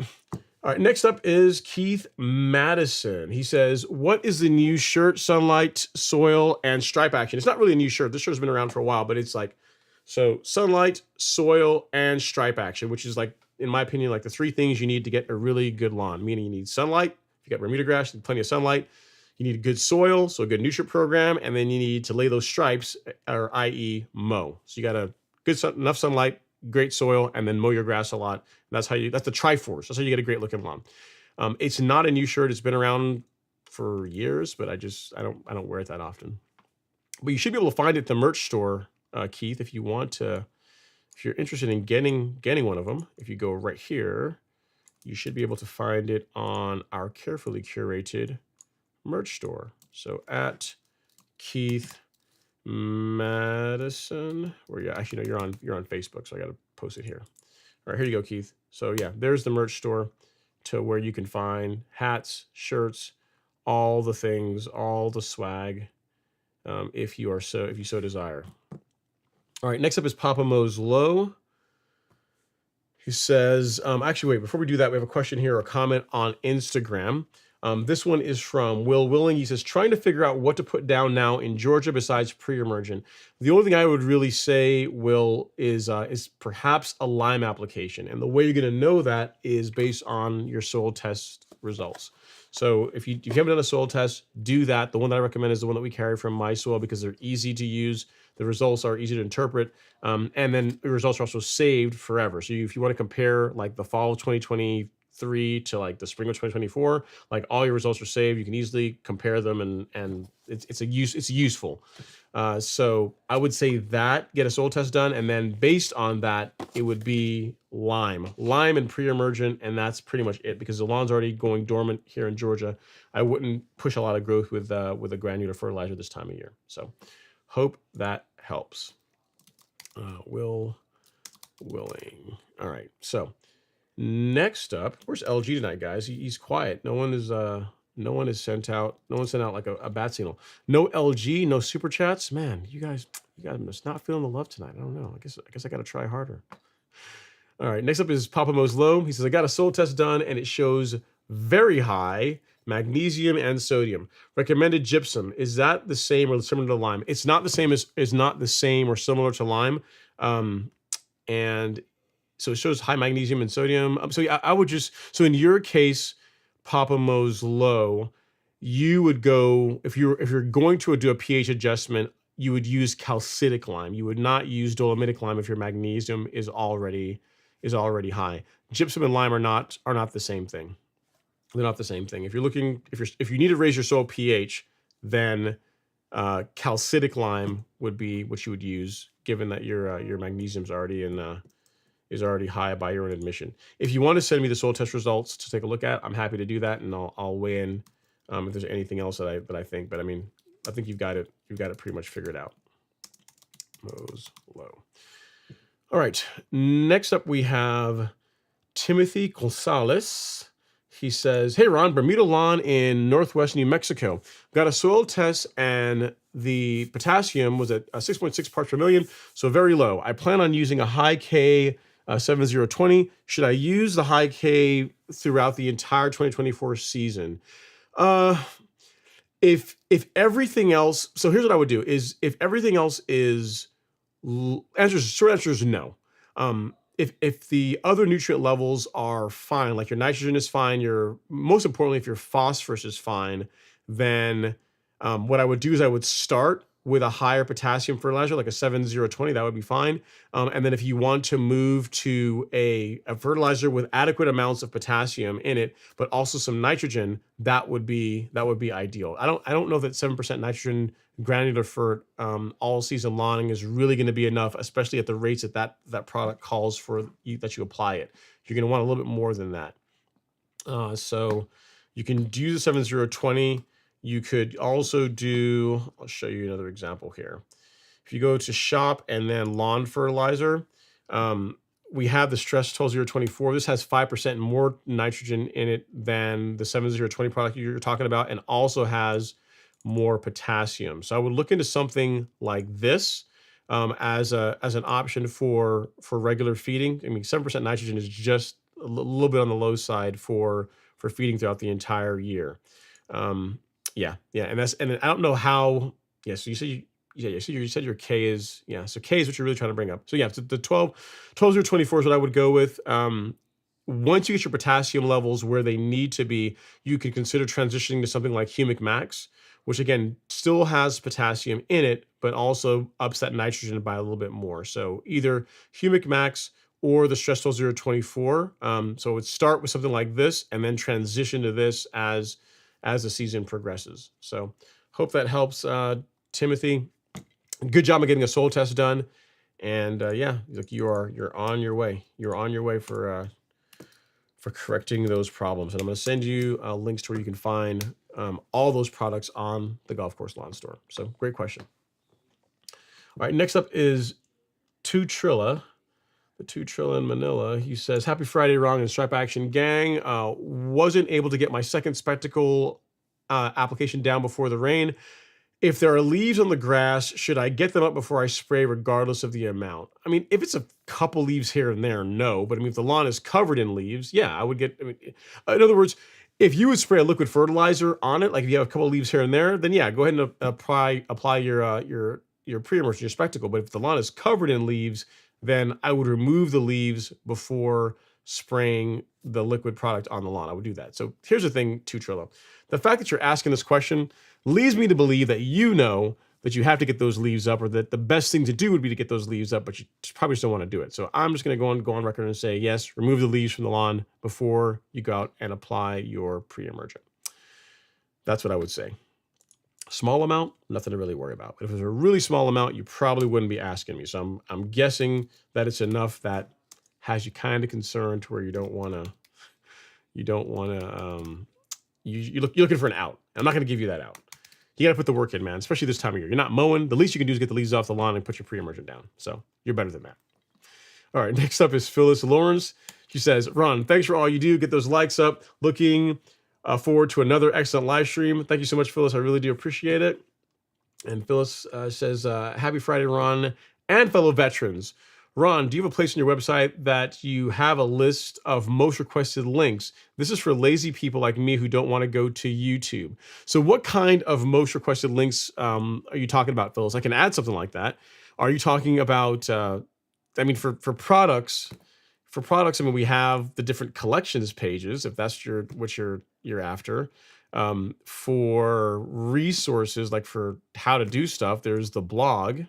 I mean, there's these, and this is fairly easy and fast to navigate. And that's the idea of like what you're asking, Phyllis, of saying, hey, if you don't want to go to YouTube, you don't have to go and find the right video or find the links. Like within these blog posts, for example, if you look at let's look at this one. It's a good one here, right? On spoon feeding.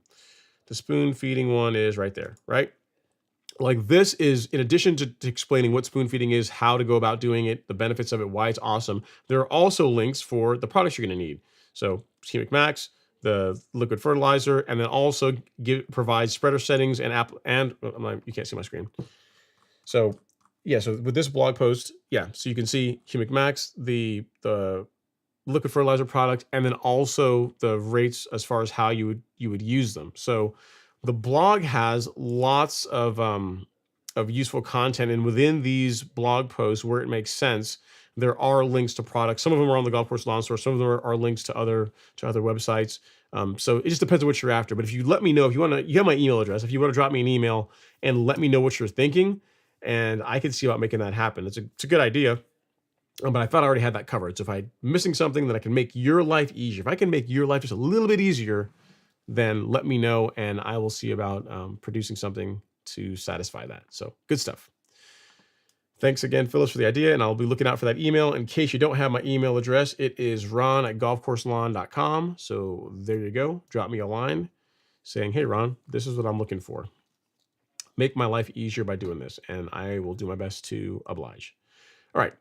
Colin is back. He says, I think I'm going to be getting the new McLean low cut series mower within the next month. Nice. Hey man, it is like literally the season of new mowers. So I saw like you have the Real Rollers Revolution 26. There's I guess there's a new McLean mower that was recently announced. The new, what's the other one? The new California trimmer mower that was just announced. So it's kind of cool. It's kind of cool. It's a good time to be into reel mowing and to be in the market for a reel mower. Or if you're someone like Dwayne, if you ever watch Dwayne's world, look at Dwayne's lawn care, his channel.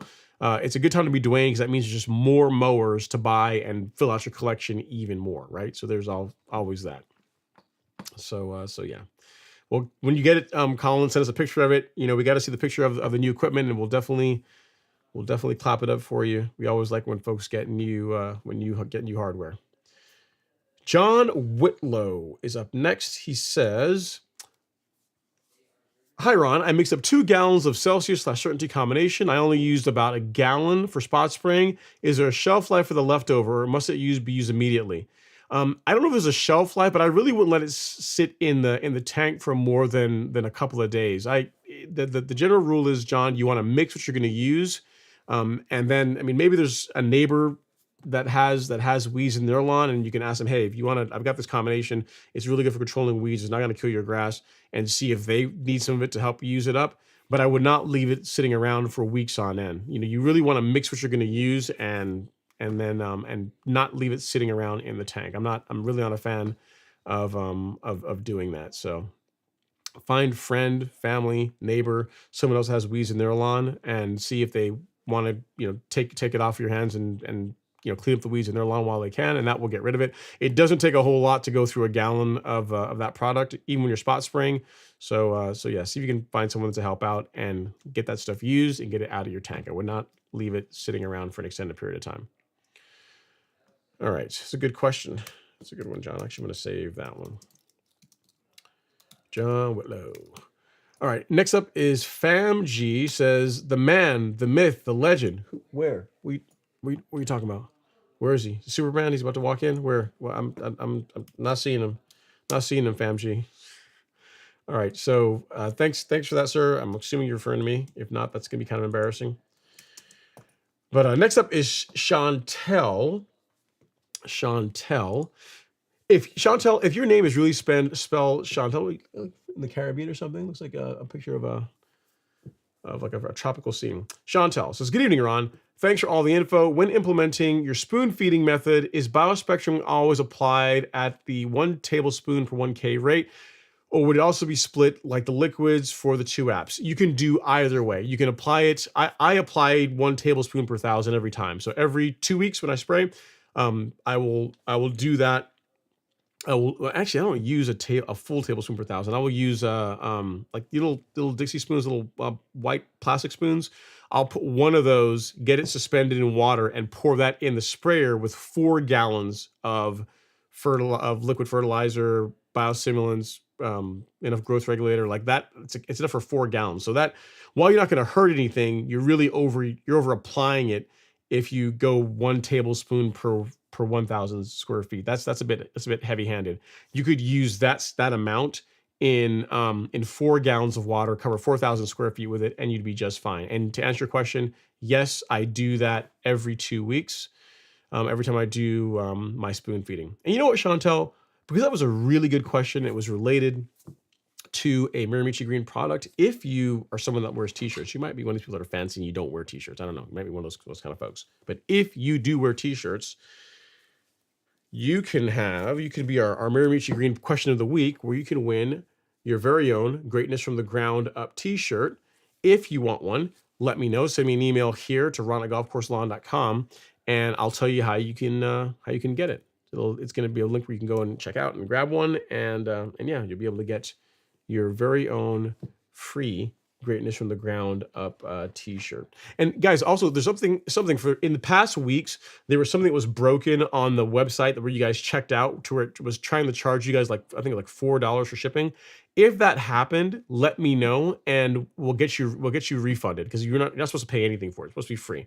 So I think it was only for a couple of weeks, but if that happened to be you, and you paid for the $4 for getting the shirt shipped, that's not supposed to be the case. It's been since fixed. So if in Chantel's case, if she decides she wants the shirt, you should be able to check out, and there should be no cost for the shirt and no cost for shipping. So if that happened to you, let me know and we'll get you taken care of. Again, my email is ron@golfcourselawn.com, and we'll get that squared away. So congrats, Chantel. Free t-shirts. You can wear like a Greatness from the Ground Up t-shirt while you're out spraying Biospectrum on your lawn. It's pretty cool, right? Pretty cool. You'll be styling and profiling. I'll make a note here in case you do, so I can know who I gave the shirt to. Chantel. Chantel. It's a very common name for women in the Caribbean. I knew quite a couple. I knew three Chantels growing up. 3 Chantels. So I say Chantel. Anyway. All right, I digress. Larry is back. He says, Ron, I've mowed it twice already, but I didn't mow this week due to rain. That will be done tomorrow. Wow, so it's growing quickly, because that looks like it could use a fresh mow, Larry. Yeah, that's cool. Well, at least you're out there mowing it, because the lawn it definitely is growing in nicely, man. That's a good looking stand of grass. Really nice. Good stuff. All right, as we move on, we are up to Jacob Madrid is up next. He says, great content, Ron. I am patiently waiting for my first soil test results. Nice, very cool. Looking forward to throwing down some humichar this weekend. Also nice. You're putting down your granular biostimulant. You getting your soil test done. I like it, man. You are on your way. You're on your way for a great season. Great way to close out the season, and also, start formulating a game plan for next year. So good stuff. I like it. And Spike is in Spartanburg, and then you said you used prodiamine a few days late. Yeah. So here's the thing about prodiamine, Spike. It's not a bad pre-emergent, but it doesn't have, like you said, you did it a few days late. So if you didn't say you applied in, I don't know, late September, let's just say you did that, right? Prodiamine really is good for 3 months, maybe 4 months on if you're fortunate, which isn't quite enough to carry you all the way through springtime. So I still hold that either you're going to do another application of pre-emergent in December-ish timeframe to carry you through until like spring, or you just simply use Spectacle and then you're good to go, because an application of this is good for like 6 months. And it's, again, the best product I've used for controlling POA or keeping POA out of my lawn. There is a combination. You can also use Spike with prodiamine. So prodiamine, simazine, and imazaquin, that will that's also pretty good. It's like a cheap, not necessarily a cheaper version, because those are pretty expensive herbicides now, but it costs less than Spectacle does. This stuff is pretty expensive. It's like $400, between $300 and $400 a bottle, so it's not cheap. It lasts a long time, but it's not cheap. Whereas if you already have the prodiamine, you already have image, so you've got 2 parts of it. If you get yourself a bottle of Princep, which the active ingredient of that is simazine, and you mix simazine, so you mix Princep, prodiamine, and image, that combination gives you that it approaches what Spectacle does. It doesn't last quite as long, but as far as controlling POA in your lawn, it does a really good job. I've got, in case you're interested in that, I've got a live stream that I did not last year, a couple of years ago at this point, that talks about how to use that, how to mix that combination, because you're mixing 3 different products, so you really gotta pay attention to rates as far as how you do it, but it can produce a pretty good result. I think it was a live stream. I'm almost positive it was a live stream that I did. Let's see, fall. I'm looking here to see if I can find it really quickly for you. Yes, this is it. It was last year, September 2022. 'Twas last year, Larry. It was last year, Spike. So take this out, check this out here, Frugal Fixer. In this one, you'll see the combination I'm talking about, and I actually walk through mixing them live as far as the rates. I mean, again, the rates that I use aren't the rates you have to use, but it's what I personally use on my lawn. I've gotten good results with it. So you can adjust up or down as you might see fit, but that combination also is, again, not quite as good a spectacle, but it's much better than just using only prodiamine if your goal is to reduce the amount of annua that you have in your lawn. Good stuff. All right, next up is Eric Hill. Eric Hill. He says, any suggestions for a lawn guy located in Phoenix, Arizona with a Bermuda grass lawn? I have a lawn on the north side of my house and it gets a lot of shade, which causes weed growth. Eric, I have bad news for you. I mean, if you have enough shade to where the Bermuda is not doing well, there's not really a whole lot you can do about that. I mean, you could try going to zoysia. You could not do Bermuda and go to a grass like zoysia, but it's gonna Bermuda and shade are like ice cream and mayonnaise. They just don't go together, and there's not a whole lot you're gonna be able to do to get the grass to perform well, other than getting more sunlight on it. Like Bermuda needs a lot of direct sunlight, like not passing through trees, not passing through shrubs, not even partially impeded by the house. It needs like a lot of like sun straight to grass to do its absolute best. So I wish I had better news for you, but I don't want you to get out there and try and spend a bunch of money trying different types of Bermuda grass, or even worse, you go to one of the big box stores and buy like a shade tolerant southern lawn or warm season grass. There's no such thing as really shade tolerant Bermuda. Your best, if you want to stick with warm season grass, then moving to zoysia would be a good option, because zoysia needs less direct sunlight than Bermuda does. It still needs sunlight, still needs direct sunlight, but it does better with less direct sunlight than Bermuda. So that's what I would consider doing if you are if you want to keep the grass there, you want to have a lawn there, and you want it to be green and not thin. You may have to be looking at a renovation to get rid of the Bermuda and move to a grass like zoysia. So sorry, I don't have better news for you, but I don't want you to be out there throwing money after, good money after bad. I mean, you can move the house, you could make the house shorter, you could get more sunlight, whatever you have to do, but you're probably not going to want to do that. So I would say look into, going from Bermuda to zoysia. If you decide to do that, make sure you do a good job killing off the existing Bermuda. A combination that I found that works very well for that, if you're going to go do a renovation, is Fusilade and glyphosate. So Fusilade and glyphosate, that combination is the closest that I've ever found to like a one and done as far as controlling Bermuda grass, because you're going to want to get rid of the Bermuda prior to you bringing zoysia sod in, or you're going to have a mess on your hands. You don't want to don't do what one of my neighbors in the neighborhood did here, or he didn't do it. He had a service do it, and they didn't know what they were doing. They literally cut the Bermuda grass very low, and they laid zoysia sod right on top of it. And what do you think happened the next year? Literally, it was an absolute mess where Bermuda just broke through, and it was a mess. So if you're going to do a renovation, absolutely get rid of Bermuda, like kill it off, like get, again, Fusilade and glyphosate is a good combination for killing off Bermuda. And that's going to like dramatically reduce the amount of Bermuda grass that breaks through. You might still have little stragglers here and there that might come through, but it's going to be much better than you just, not doing some kind of prep work to get rid of your existing Bermuda grass while you transition to something else. So sorry I don't have a better answer for you, like I said, but that's going to be, unless you can figure out a way to get more sunlight on the lawn, there's, the grass just isn't going to go well there. In other words, if it's looking thin now, and it's always been thin, so year after year after year, the lawn is always thin, or there's areas that are always thin, your options are change the grass type or get more sunlight on the area. That's really, really going to be it. All right, Jared is up next. He says, irrigation question, sprinkler question. I currently have Rainbird Maxi Paws. I don't know what those are, but sounds cool. Maxi Paws.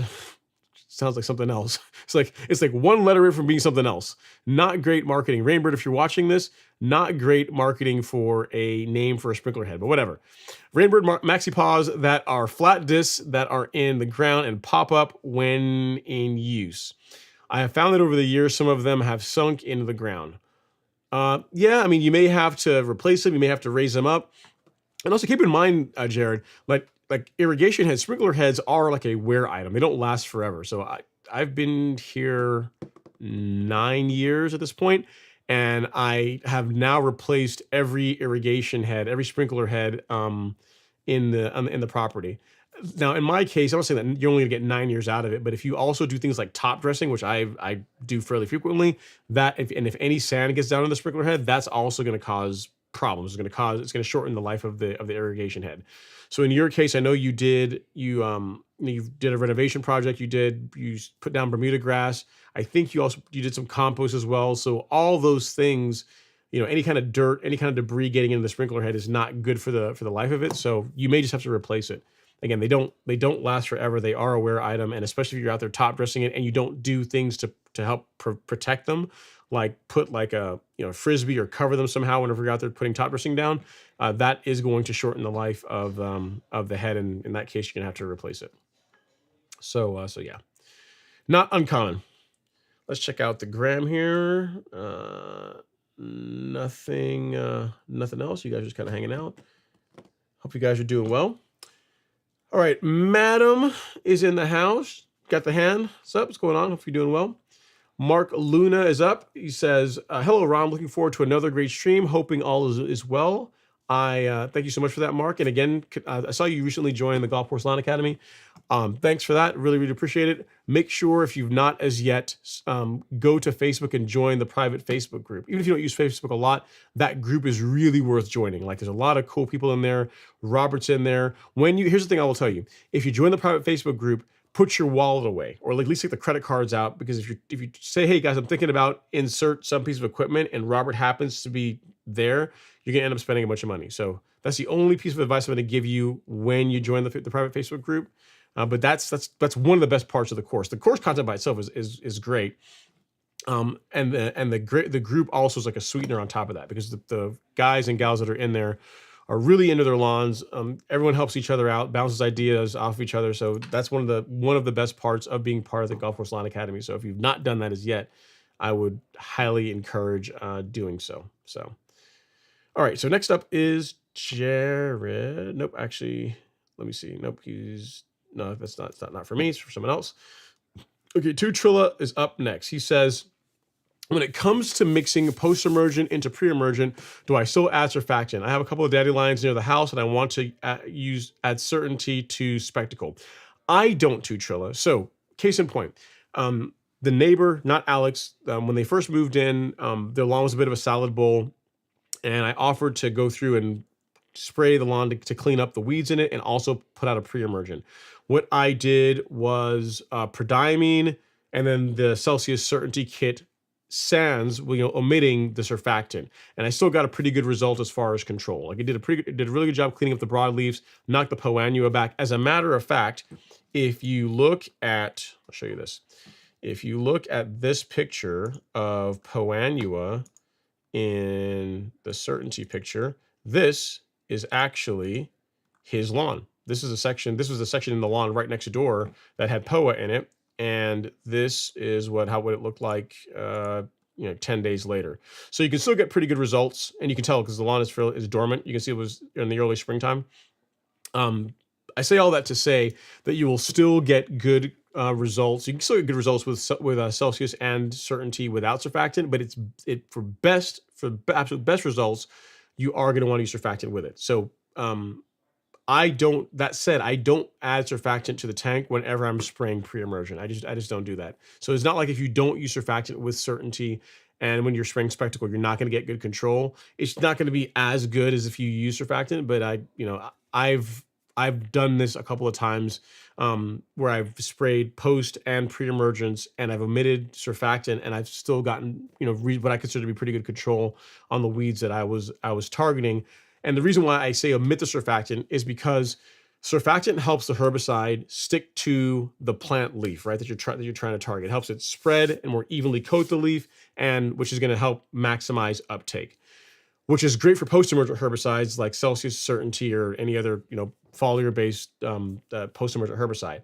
But it's not great when you're spraying pre-emergent. Pre-emergent, you really want to get that in the soil. So if you're if you're mixing a product like this with pre-emergent, that's going to help it adhere to the leaf where it doesn't need to be. That's not a good thing. So that's why that's the only time I'll omit I'll omit a surfactant is when I'm mixing pre-emergent. I'm spraying pre-emergent along with post-emergent. So for example, the end of this month, whenever I spray Spectacle Flow and I'm going to put some Certainty in the tank, it'll be Spectacle Flow and Certainty, and I won't use any pre-emergent, any spreader sticker along with it. I won't use any surfactant along with that. It'll be Spectacle, Certainty, and water. That's it.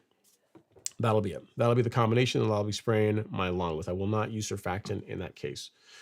Hopefully the explanation makes sense as why I omit surfactant whenever I'm spraying pre-emergent, because you're improving the ability for the post-emergent herbicide to work. But the thing that you're really after is if you had to pick between the two, you really want to make sure that the pre-emergent gets in the soil and works correctly. So of those two, I optimize more for the pre-emergent than the post-emergent whenever I'm mixing them together. If you want it to be the best of both worlds, spray them separately. It takes more time to do that, but spray your pre-emergent and then come back with Certainty and surfactant in a separate spray. That would be the best, but it takes more time to do that. So really up to you whether or not it's if the juice is worth the squeeze to go that route. I'll tell you that you'll get pretty good results with controlling POA, as the pictures I just showed you are evidence of, even without surfactant. Just make sure, Tutrilla, if you're doing that, make sure the rate that you're using enough Certainty. So the rate for Certainty when you're trying to control annua goes up quite a bit compared to the rate that you're using for sedges. So one large scoop and 1 or 2 small scoops in 2 gallons of water is going to produce a pretty good result when you're spraying annua. Okay, Spike is back. He says, all these guys with the new mowers and my $50 California trimmer sharpened up. Great cuts like like a combine now. LOL, video on my channel. Cool. Very, very cool, Spike. Yeah. I mean, the thing is this, right? Everyone has their thoughts on which mower is the best mower, and it's like religion for people. But the most important thing is that like what you said, the mower's got to be sharp, be well adjusted, and then you use it regularly. So if your equipment's sharp and it's set up properly to where your clearances are all good, you've already pretty much won the battle. All you have to do is just start using it, and you're going to get a good result. So most people have a difficult time. Most people, that even the ones that are very hardcore into are diehard religious about their particular mower being the best mower, if they had to do a blind determination of which mower cut what, they'd be hard pressed to be able to do it. Like a good example is I ran the Revolution on my back lawn and against my Toro Greensmaster. And if you didn't know, if you didn't know what you're looking at, you'd be hard pressed to tell which mower cut which. Now I can tell when I looked at it, because the cut from the Greensmaster is better.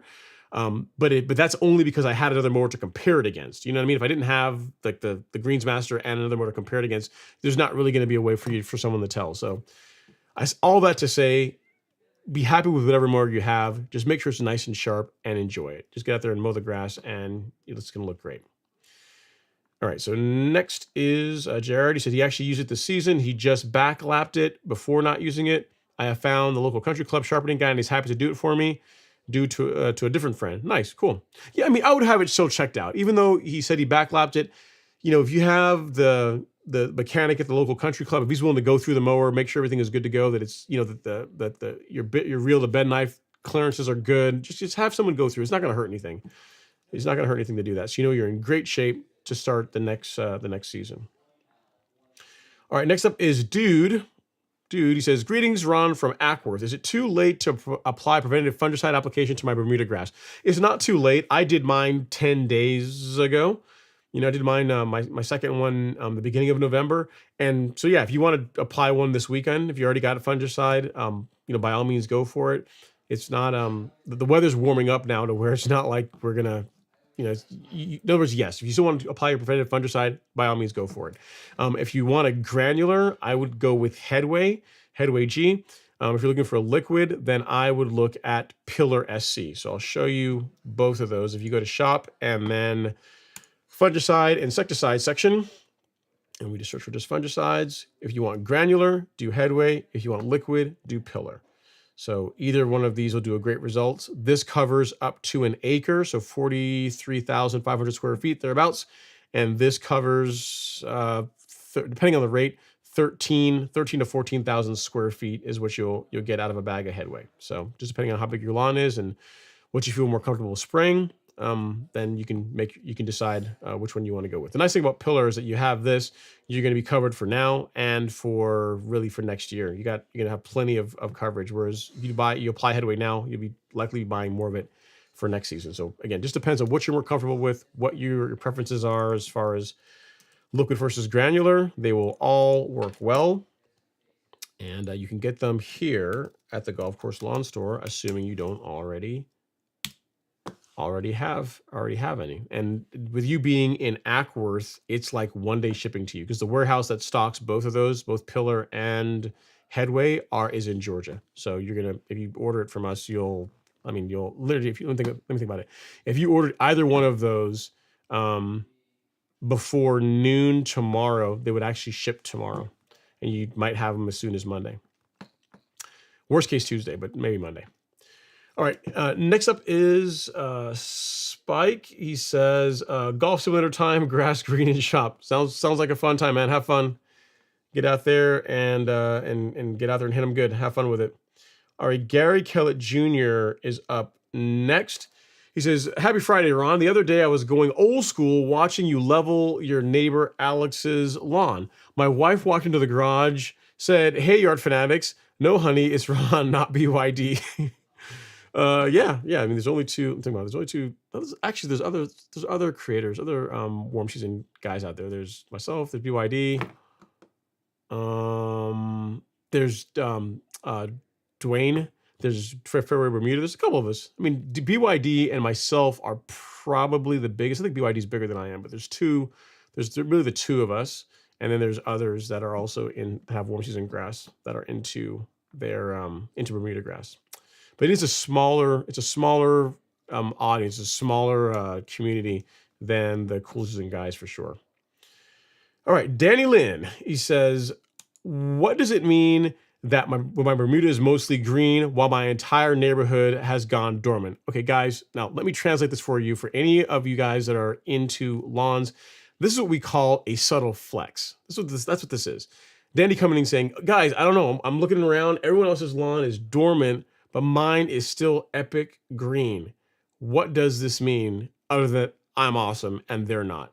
That's kind of how I'm reading your question, Danny. It doesn't mean anything. It means that you're awesome and the rest of your neighbors are not. Your lawn is staying green. That's good. Enjoy it. It doesn't mean anything. Your lawn's just not going dormant as soon as theirs is. So enjoy the domination. Because if your lawn is so vibrant green and everyone else's lawn is brown, that means that you're the man. I mean, again, it's a subtle flex, or it's a not so subtle flex. I mean, your neighbors won't understand it. For example, if your neighbors walk by, you'd be like, guys, I don't know what's going on. My lawn is still green, and the other lawns are going brown. I may need to get something checked out.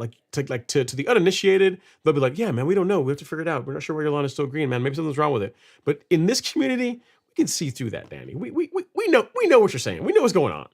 You know what's going on. So you enjoy it. You enjoy your lawn being greener than everyone else's. You enjoy the subtle flex. I get it, man. He says, he's trying to be humble. I sent out like a sore thumb and I don't want to get a letter from the HOA. Really? So the HOA is going to send you a letter for your lawn being green and everyone else's lawn being brown? See? I told you. Subtle flex. That's all that is. That's all that is, Danny. But congratulations, sir. You know what, Danny? We're even going to clap it up for you. We're going to applaud the fact that your lawn is more awesome than other lawns in your neighborhood. And the HOA is not going to send you a letter. They'll send you a letter for other things, but they're not going to send you a letter because your lawn is green and everyone else's lawn is brown. Man coming in here talking about, my lawn's green, guys. I don't know whatever shall I do? Be awesome. Just dominate, It's like Robert with his lawn this time of year, He says, guys, I got checkerboard or I got diamonds. Like the green is better with the diamonds than the checkerboard. But what do you guys think? It's just a way to really show off 2 different mowing patterns, you know. But enjoy it, sir. Enjoy the awesome lawn. You're doing better than the rest of us. So we will, you know, we'll recognize you. We'll bow down. We got a super chat, our first super chat. Thank you so much, Phyllis. Thank goodness. Super chat received. Man, sitting here working. I'm going to have to put my heels on, put my pumps on. I don't know what's going on, man. No love tonight. He says, Ron, I meant the links from show, especially the 70-30 mix, pesticide, fertilizer that you don't carry in your store. Okay, cool. I got you. So like,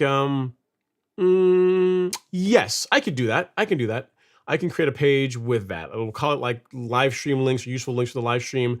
And yes, I can make that happen. Actually, no, I'm gonna screenshot that so I can make a note to do that. That's not gonna be that hard. And I will share it. What I'll do, Phyllis, is next week I'll have it. Next week I'll tell you what it's going to be. I got to think about what I'm going to call it, but I'll create that. That's not going to be that difficult. And thank you so much for the super chat. For that, your name in lights. You're the show sponsor. So let's get you up here. Make sure I get you spelled right. Phyllis with 2 L's and Lawrence. There you go, Phyllis. Your name in lights for whatever that means to you. And I will work on getting like a useful links page created for the live stream. That's a good idea. Thank you so much. Really do appreciate it. All right, let me scroll back up and find out where I left off. But while I do that, I will put on some LG Intermission Tango Bolero and have a sip of my beverage.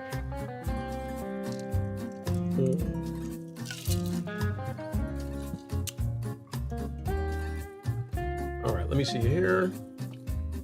All right, find out where I left off. Let me see. We got Danny's flex on the HOA. And then Geek Girl, face smiling. Thanks for that, Geek Girl. Next up is Adam Carter.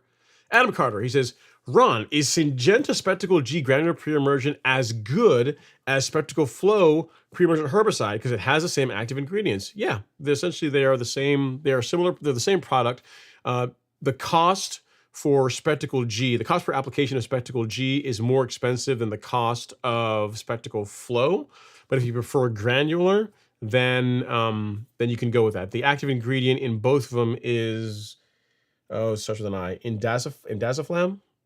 It's indaziflam. That's in both of them. So Spectacle G and Spectacle Flow. You know, I've got a bottle right here. Why don't I just read it? That's versus indaziflam. That's what it is. Yep. So yeah, you guys probably can't see that. Yeah, right there. Right there. Indaziflam. So yes, so if applied at the correct rates, you should get good performance out of either of them. With the liquid though, you tend to get the cost per application. It tends to be less expensive with liquid products though than granular. But it's a great question, Adam. Same thing. If you prefer granulars, go with Spectacle G. All right. Next up is. Let's see. Jared is chiming in here on voles. He says, former pest control tech. The best way to get rid of voles is to simply place snap traps outside their holes or a bait station nearby. That is the only thing that ever worked solidly was traps. So there you go. So he's saying the idea of using castor oil, and I forget the other thing that you're planning on doing. That's not really the way to get rid of them. The way to get rid of them is to actually set traps. He says, voles, darn voice of text. Yeah, man, you're brave, man. I don't let Siri, I don't like voice text. Like I don't voice text, man. I'm afraid of it. Like it'll say something completely different than what I intended. So yeah, he's chiming in. Jared's chiming in saying that traps are the way to go. When it comes to moles, I was able to get rid of moles, and I was with a liberal application of the stick. Like that was the way I got rid of moles in my lawn. But traps could also work well too, because they cause so much damage. You take a beautiful lawn, and just one mole can make such a terrible mess. You know. Oliver Ridham says, any announcements for Black Friday with the Golf Course Lawn Store? I'm sure the fans would like to know. Yes, so we are going to be running a sale across the entire store. I'll let you guys know next week, because when is Black Friday? Today is, where's my calendar? Black Friday is, it's not this week, but it's not obviously not this week. Next week's show, I'll give you guys the details for it, and also be announcing it. I'll send out an email. So if you're on my mailing list for the store, you'll get an email, and also you also see it on YouTube as well. So between the live stream, email, if you've ever bought anything from the store, you'll get an email from me, and then also on YouTube, like the community post, there'll be a community post about it as well. It's not going to be a huge discount, but it's a way of saving some money, which is something we don't normally run sales on the store, but we'll do a Black Friday sale for a few days to help you guys, to help folks out that want to stock up now for next season. So if this is gonna be your one chance to be able to do this, so I'm not gonna be running one in the spring, like when next year hits, what the prices are, or where the prices are gonna be. So if you want to save some money when we load up for next season, you're gonna have the opportunity to do that. Gonna have the chance, but I'll keep you posted here soon as far as when that's gonna be. Oliver, it's likely gonna be for just to let you know, it's likely gonna be for that weekend. So it's likely gonna be the Thursday through Sunday is what or Thursday through Monday is what I'm looking at. So, but I'll keep you guys posted. On that note, I should tell you guys this now. Next week's live stream. So, give you the entire story behind this. A kid that used to train at the studio, the karate studio that I'm at, he's a musician. So next Friday, he's launching his he's launching his first album, and he's asked a lot of us to come support him. So it's a slow time of year for the live stream. So what I'm going to do is I'm going to do next week's live stream. It's still going to happen, but next week's live stream is going to be on Thursday. I really don't like to normally change him. It's for a good reason, because he's an awesome guy, and I really want to support him. Used to train with him, so next Friday I'm going to be doing that. But Thursday night, which is the 16th, I believe, we will be doing the show on Thursday. And if I get back early enough, because it's the launch party is really not that long. If I get back early enough, I might jump on for like an hour on Friday night later on and just see if any of you guys are around and want to ask any questions or just want to chat for a little bit. We can do that too. But the actual official show will be moved. The scheduled show will be moved to Thursday night for next week, because that is, it's the 16th. Thursday the 16th is when next week's show is going to be. So sorry if that messes with your plans, but it's for a good reason. I don't, you want to, when you have good, people that are trying to do something, and I've known them for a long time, and I just want to go support them and help them out. So there's that. So that's going to happen next week. All right, and next week Thursday, you'll have the details for the Black Friday sale as well. All right, next up is whatever. This is someone from Brazil. I'm not going to put your name up because I understand. I speak Spanish, and that word in. Hang on, let me translate this. I'm pretty sure I know what that says. And let me see. I'm pretty sure. I read enough Spanish to be able to know. Translate.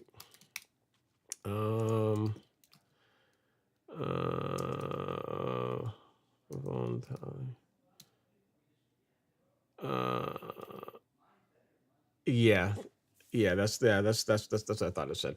All right, well, person from Brazil, thanks for coming to hang out. I appreciate you stopping by to say hey.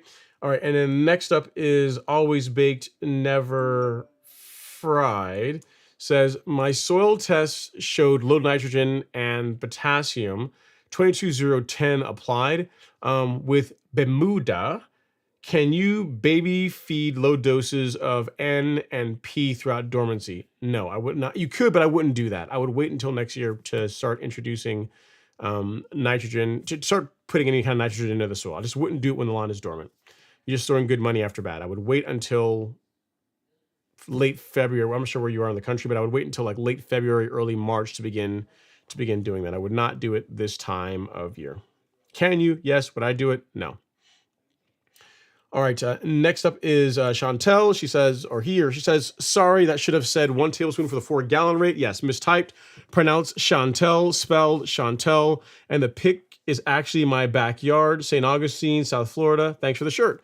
You are very welcome. So it's pronounced Chantel, and I got the pronunciation right, but it's spelled Chantel. Okay, I got you. So it's pronounced how it's spelled. All right, you're just trying to be fancy. That's what it is, right? You're trying to be stylish. You're like, I'm break it up. I'm gonna like the Sean and the Tel. I'm gonna separate them. have people guessing like what it means. I got you. I'm trying to be fancy. All right. Next up is the person who says in Brazil. Yep. Thanks for coming to hang out. And then Karate Mommy.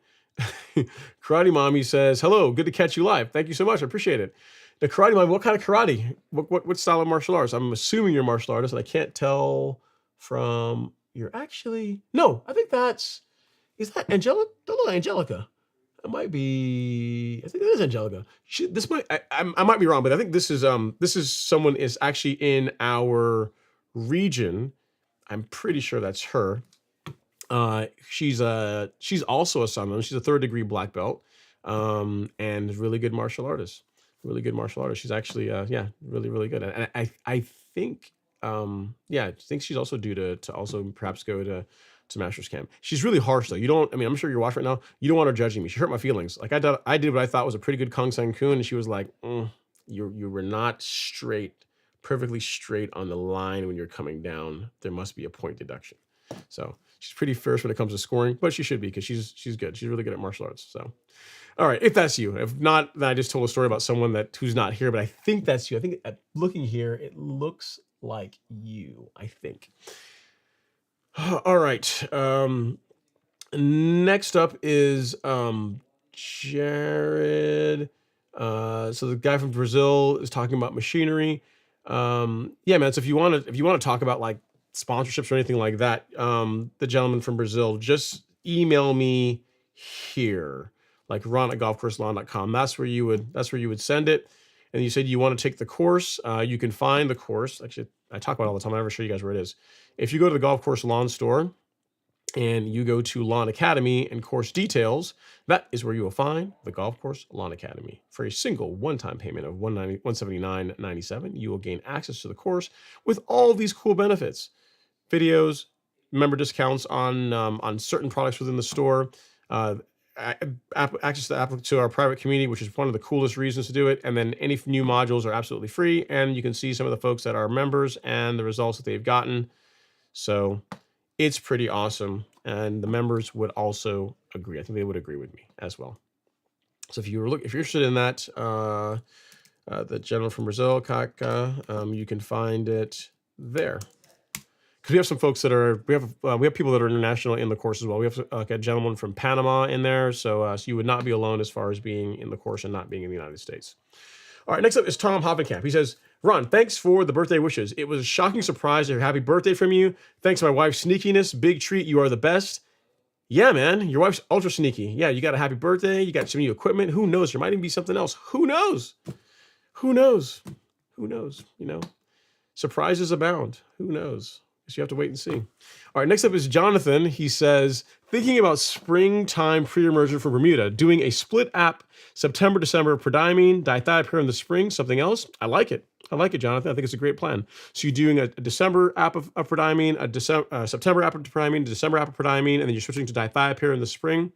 Works. I like it. I think it's going to produce a really good result. So I see no issue whatsoever with that approach. Just make sure, and I'm sure you already know this, make sure that with your applications you're staying below the annual limit for prodiamine, which for Bermuda grass is 0.83 ounces per thousand. So as long as between your December and September apps, that total that you're putting out as far as the active ingredient goes is less than 0.83 ounces per thousand, you're gonna be good to go. So good stuff, man. Yep, and switching to dithiopyr in the spring is a good idea. I actually like dithiopyr in the spring more than prodiamine because of its ability to control young crabgrass. So in that regard, I find it to be superior to prodiamine. So good stuff. You got it right, man. You did it exactly that way. You did it how I would do it using those two pre-emergents. The only thing you could do to maybe sauce it up even more is if you were to if you use like Spectacle Flow for your fall pre-emergent instead of prodiamine, but that's neither here nor there because you've already got prodiamine, right? But yeah, sound like you're on your way. You already know what you're doing. All right, Alfred NV is here saying happy Friday, Ron. What's going on, Alfred NV? Thanks for coming hang out, sir. I appreciate you as always. And then next is Terrence Stamps. Terrence Stamps. He says, good evening, all. Just dropping in to hear advice and prepping for 2024. Let's all make sure we hit the like button. Thank you so much, Terrence. Yeah, man. So for 2024, I mean, a lot of it, a lot of it you should have already done already. Pre-emergent, you should already have that down. If you're looking for some guidance on how to get your lawn ready in the fall to control weeds in the fall, if you go to the Golf Course Lawn Store resources blog, there is a blog post on fall lawn care. Where is it? We have our fall lawn care checklist. Was another one. Hang on a second. Yeah, here we go. The ultimate guide to fall weed control. So this is thing one that I would look at this time of year, Terrence, which I'm pretty sure you already have. There's that. And then if you haven't as yet, there's also the winterization guide. So if you go to resources, then the knowledge base, then in there you will find this winter lawn care guide, a comprehensive guide to preparing your lawn for colder months. So the nice thing about this is it's not just product applications. It talks about you get like cleaning up your equipment, your mower, your irrigation system, like all the things that I think are a good idea as you are shutting it down for the season, like doing a soil test, shutting it down for the season, and getting ready for the 2024 season. So the lawn is going to bed in great shape, so that when spring of 2024 rolls around, we are good to get rolling. So I'll also send you a link to this as well, because between those two, you should be good to go. Good to go. All right, so let's see what else we have here, guys. We're winding down. It's getting quiet. Gregory Collins is up next. He says, can the same product be used as pre and post-emergent just by adding surfactant for the post? No.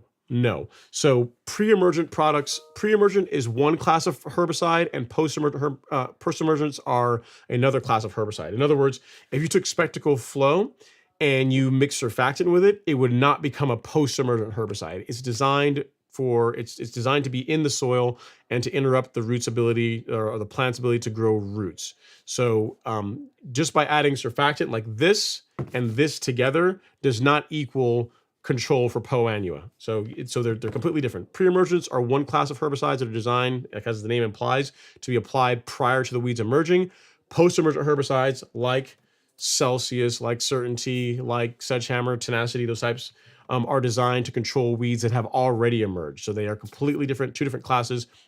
Adding surfactant does not make one or the other, does not change one into the other. So good question. Not one I've gotten before, Gregory, but it's a good question because I'm sure someone else had that too. So no, but the answer is no. You can't just add surfactant to make a post-emergent into a pre-emergent, and vice versa. Be kind of cool if you could, but no. Technology to do that does not exist. The closest to that, let me think about that. The closest product that I can think of, this off the top of my head, I'm sure there might be others, but the closest thing I can think of that can behave as both a pre-emergent and a post-emergent is Tenacity. And I don't have a bottle on my table here right now. I don't know what I did with it. Tenacity can be is really a post-emergent herbicide, but can also behave as a pre-emergent for like 3 or 4 weeks. So it's not really even a pre-emergent in the true sense of the term, of that you would substitute it for like prodiamine or dithiopyr.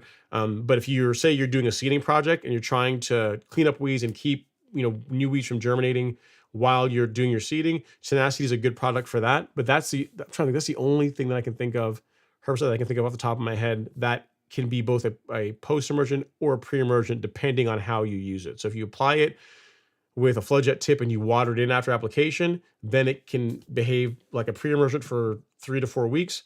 And if you mix surfactant with it and you spray it on the foliar, on the leaf, the skin of the plant, and allow it to dry, then it behaves like a post-emergent. So that's the only thing that I can think of that really behaves that way. Good question, though. It's a good one. All right, next up is Timothy Gonzalez. He says, thanks, Ron, for the advice. I was going to use a full app of the 7020 granular per month with half rate of 1801 every 2 weeks. Would that be okay? Yeah, that would do it. That should do it, yeah. If you are, you have to make sure I haven't done the math on how much nitrogen you're putting in to, well, let me think about that. So it's 7, yeah, it's like a 25. Yeah, it's like actually that'd be okay. Yeah, it's like, so you're ending up with like a 25, 0, 21 sort of. It's not exactly that, because depending on the amount of quick release and slow release nitrogen in each of them, it'll behave. It's not going to be exactly like that, but yeah, the math checks out. yeah, the math checks out going that route. So yeah, give it a shot. See how what you can do, Timothy, rather, is to do that for a number of months, say 2-3 months, and then do a soil test and see how the nutrient levels, how the soil is responding to that combination. It should be okay. You know, it looks like on paper, it looks like it would work all right. Oh, he says the 18020 1801 is a liquid. It depends on the liquid. Is it a one that's designed for you to apply it and water it in, or is it like Turfplex where you're supposed to spray it and let it dry on the foliar? If it's the latter, to where it's like designed for foliar uptake, those types of fertilizers, while they're great for feeding the lawn or for getting a good color response, a good growth response from the grass. Their liquids are not going to be the best for building up the nutrient levels in the soil like granular would be. So yeah. So what you might find is if you use the 7020 and then you spraying the liquids, the lawn will likely still look pretty good. But if you look at your soil samples after doing this for several months, you might not see a big jump in the amount of nitrogen that's in the soil. The grass will likely look good, but you won't see a big boost in the end. So, it just depends on whether you care about that or not. So, but try it out. You're not going to hurt anything. Try it out and see how the lawn responds to it, and then you can make adjustments as you see fit. Right. Let me see here. So next up is Adam. He says, I already answered your question, Adam. If you use, Spectacle G, when it comes to you're asking about Spectacle G or Spectacle Flow, use one or the other. Don't do Spectacle G and Spectacle Flow. Like, you don't want to, like, the amount of, like, the annual limits on Spectacle Flow, the amount of product you're putting in is on the amount of active ingredients. So the indaziflam, like, it doesn't matter if you put that in the soil via liquid or you put it in the soil via granular. Like, the annual limits are still the annual limits. So you pick one or the other and apply it per the label, and that's going to keep you in good shape. Don't apply both liquid and granular. I just want to put that out there. I don't think that's what you're going to do, but I got to say it because I don't want you to go out and do over apply product to your lawn. All right, next up is always bake, never fried. Is very thankful, Jared. So thanks for that tip on using, you said, traps. That's going to be the way to get rid of the voles. Good stuff. And the next up is Larry. He said, years ago, I did lawn maintenance where I worked. We had gophers, moles. I routed the exhaust. It sounds like Caddyshack, man. I routed the exhaust from the rototiller into one of the holes and let it run all day. No more problems after. That's horrible. That's horrible, Larry. It's hilarious, but it's also terrible. You gassed them. You gassed the. Oh, that's terrible. That's not. I shouldn't laugh about that. It's not good. Anyway, that's another option for you. Always bake, never fried. If you have access to a rototiller or some other piece of equipment that will put out, you can route the exhaust into the tunnels. That's another way of doing it. The carbon monoxide will do the work for you as well.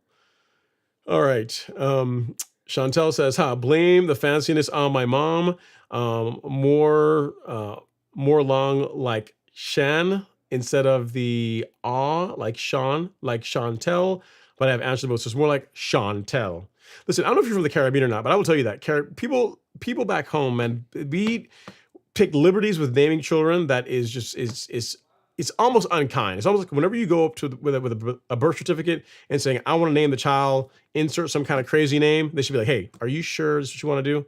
Because when this kid goes to school, he or she, no one's ever going to spell their name right. They're not going to pronounce it right. I mean, there's going to be a whole lot of drama associated with that. But for some reason, island people, and I don't know if you're from the Caribbean, I'm just relaying my experience being someone from the islands, are really bad about that. Like, there's a lot of girls that I grew up with. I know quite a few Shaniquas, and they're all spelled differently. And if I told you guys how to spell it, you guys would all like most of you guys would spell it incorrectly.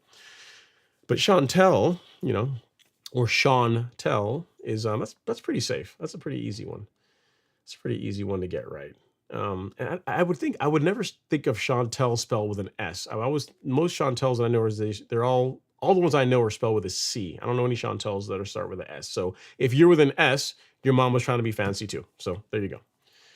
All right, Larry is up next. He says, the Lebanon fertilizer just got delivered. Nice.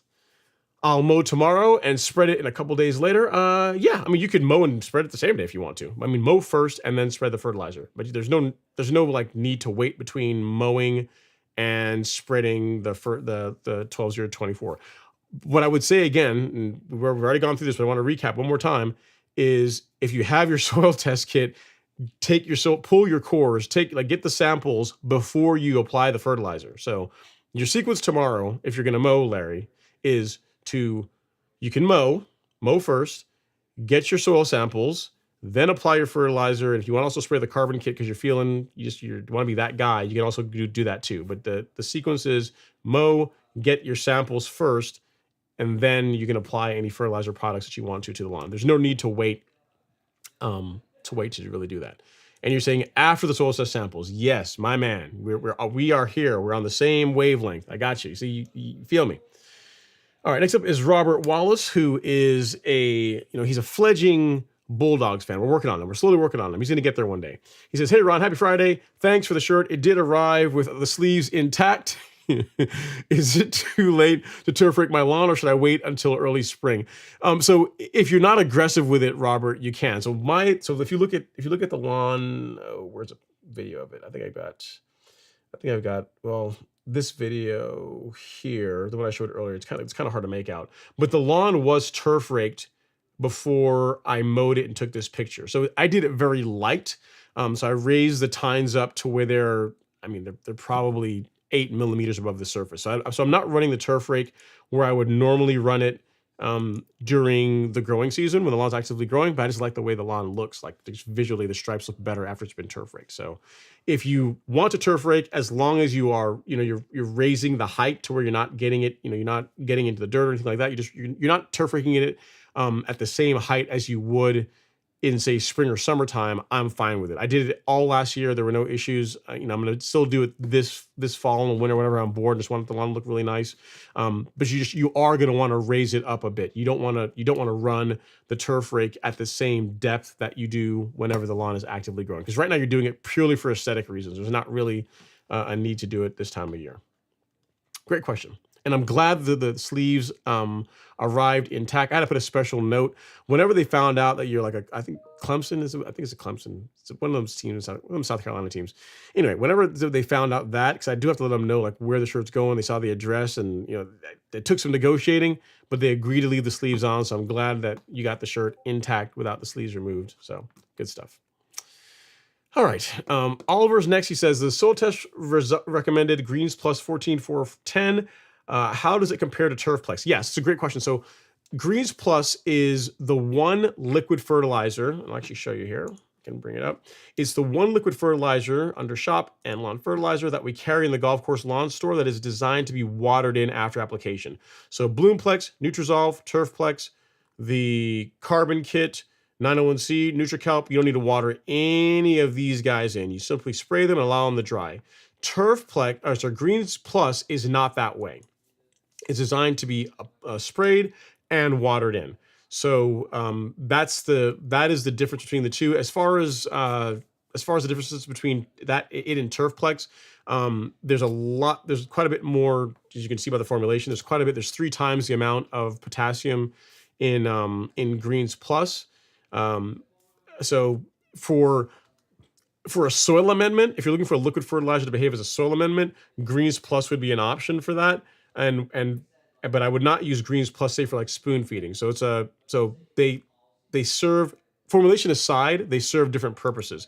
For spoon feeding, I would use 901C or Turfplex. I would not use Greens Plus for that because the way it's designed is you have to water it in after application. It's almost like if you spray urea on your lawn, and it's designed to be you're supposed to water it in after you put it down. Same similar thing with this, although this is slow release, whereas urea is not, right? So even though they're both made by College-L, they're completely different. I've never used Greens Plus on my lawn because I have and use granular fertilizer for my soil-based inputs, and I use the liquids, 901C, the carbon kit, Nutrizolve for foliar stuff. So this is not bad, but I honestly would go with a granular product. I would use like Humic Max or the 14714 in lieu of this if you're looking for a soil input, and then use Turfplex or 901C carbon kit for your foliar feeding. That's how I would do it. That's why I don't use Greens Plus. I carry it because there's people that wanted that product, but I don't use it. I don't use it on my lawn. And hopefully it makes sense as to why.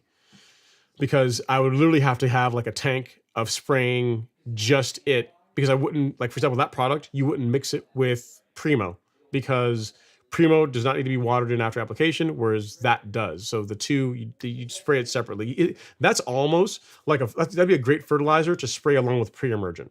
So if you're looking for a fertilizer to spray along with Pre-emergent, Greens Plus would be a great choice for that, but not for like foliar feeding, not for spoon feeding in the way that I do it. Hope that helps, Oliver. It's a good question. And then next, Adam is saying, I'm asking if I should get the same results if I use Spectacle G. Yes, they should be about the same. Again, yes, if you apply them at the correct rates, the bag rates or the label rates, you should get similar to equal results. Yes. Yep. And then Chantel says, born and raised in Florida, not quite the Caribbean. Close enough. Close enough. It's close. We'll claim you guys. You know, you got Cubans from there. There's a lot of island people in there. We'll claim you. I mean, Florida's almost an island. I mean, you guys get one good rain, and you know you cut off from the rest of the United States. So don't think you guys might be closer to the islands than you think. It's another great live stream. Thanks for the content and the laughs. You are very welcome, Chantel. That is not from the Caribbean, but has like a name that's very common for women in the Caribbean. All right, Craig Jones. He says, hello, Ron. Soil test done in South Carolina. Says I'm low in phosphorus. Do tell. Should I add a triple phosphate, the 0.460, now or wait till spring? Bermuda grass. I would wait until spring. For me, I would wait till spring, Craig. I would wait till spring. I would not do it now. But yeah, you've got the product to do it. If all you care about is raising your phosphorus levels, then that's the one to do it. But here's the thing you got to keep in mind too, Craig. Even though your soil test says your other nutrients are, I mean, I'm not sure if it tested for nitrogen or not. I don't think I'm pretty sure it's not the My Soil Test Kit because that's not a product that they would have recommended. It's probably one from an extension office because it's only extension office soil test results that I look at because I look at both the My Soil ones and ones from extension offices, and it's extension offices that often will say, hey, go get like a triple phosphate or you know a phosphorus product with that formulation. So, at any rate, you're still going to want to get some nitrogen in the soil next season. So, you know, I would not only apply a 0.460 and call it good. A lot of times the extension offices soil testers don't always tell you how much and your nitrogen levels. So while that's good for amending your phosphorus, you're also going to need a fertilizer with some nitrogen in it for the lawn to really do its best when it starts actively growing. So yeah, good stuff. Appreciate the question. Just something to keep in mind for next year. I would not just only use that on your lawn. We are winding down, boys and girls. Adam Carter is up next. Turning into the Adam Carter Show. He's saying, I'm trying to put down something that will make it to where I'll have the best chance to not get Poa annua. And if I can get Syngenta Spectacle G, granular pre-emergent herbicide, and get the same results as if I use Spectacle Flow. Yeah, I mean, they both have indaziflam. If you apply them, but if you apply the Spectacle G at the correct rates, I'm gonna sound like a broken record here. If it's applied at the correct rates and it's watered in, you should get a great result for controlling Poa annua. If you have any breakthrough, you can always use Certainty with surfactant to control any Poa annua that happens to get it to start growing in your lawn. That's but yes, Spectacle G should work just fine. But as you're seeing, like one advantage of Spectacle Flow, the liquid, is that if you want to use a post-emergent herbicide like Certainty, that can go in the tank along with Spectacle Flow, right? So, whereas with the granular, you're going to be doing them separately. You're going to do the granular, and then you have to get your sprayer out and go spray for Poa that happens to be breaking through, making a mess in your lawn. All right, cool. Next up is James Smith. James, Mr. 50/50. Guys, you guys remember James. Before I even read his question, I want to give you guys a remember about James. James was the one that convinced me to ruin a perfectly good order of Chick-fil-A lemonade. He was the guy who was saying, oh no, you should take like diet lemonade, the Chick-fil-A diet and the Chick-fil-A regular, and mix them together is just as good. I tried it. I actually did it live, and I can tell you that it is not as good. I would like to consider myself an expert on Chick-fil-A lemonade. I drink a lot of Chick-fil-A lemonade, probably too much of it. But anyway, that's the background story of James. So now to his question. He says, 50-50 back on the desk? No. He says, I didn't meet up at Real Rollers on the last Atlanta trip. Forgot it was Columbus Day and they were closed. Didn't call because we were headed back to Raleigh. Missed the last few weeks due to travel. Okay, so you try to almost poison me and then you just dip out in the live stream. I think you were just trying to hope that I forgot about it. I'm not gonna forget, James. This is never going away. Like if Real Rollers has the turf park, another turf park event, and you happen to show up, I'm gonna remind you and be like, hey man, Mr. 50-50, that's you. You try to do me under, try to make me ruin a perfectly good, large Chick-fil-A lemonade with no ice. And Anyway, I'm glad to hear that you're back, James, that you're doing all right. And hopefully you've come around. You can go, you're not using that 50-50 stuff anymore, and you're just using like the regular, like drinking the Chick-fil-A lemonade as the Lord intended it, as it was meant to be drank. What you could do is this. I know you're saying you 50-50 because it cuts down on sugar. But what you could do is do what I do, is to get yourself like the large, right? So if I have a large, say this were a large lemonade, I would put maybe that much, maybe 2/3 of the good of like the Chick-fil-A lemonade, and just add some water, or add a little bit of sparkling water, take whatever soda, like sparkling water you like, and add that to it. It's really good. And you're not corrupting, you're not defiling the lemonade as it was intended to be drank. So just something to keep in mind. All right, next up is Larry. He's back. He says, to qualify for gopher control, I was maintaining a very large grounds at state prison. We were dealing with a lot of infestation. Traps didn't work. Oh, you had a Caddyshack it, huh? Cool. All right, you are very welcome, Adam. I'm glad that I've answered the question. I think we are good now. You know that they should both work well as long as they're applied and watered in. All right, I think our last comment or question of the evening, this one comes from Gary Keller Jr. He says, Ron, I notice you have the still combo. Now I'm an Echo guy. How do you like that still? I love it. I've had it at least since 2018. I think at least since 2018, 2017. So it's coming up on 6 years now, and it's rock solid. It's awesome. I mean, starts literally that string trimmer, or that's still the combi system. Like I'll take it out, I'll put it up now, and I'll take it out, like say in the spring, and just prime it, and it says 5 pumps, but I do 10.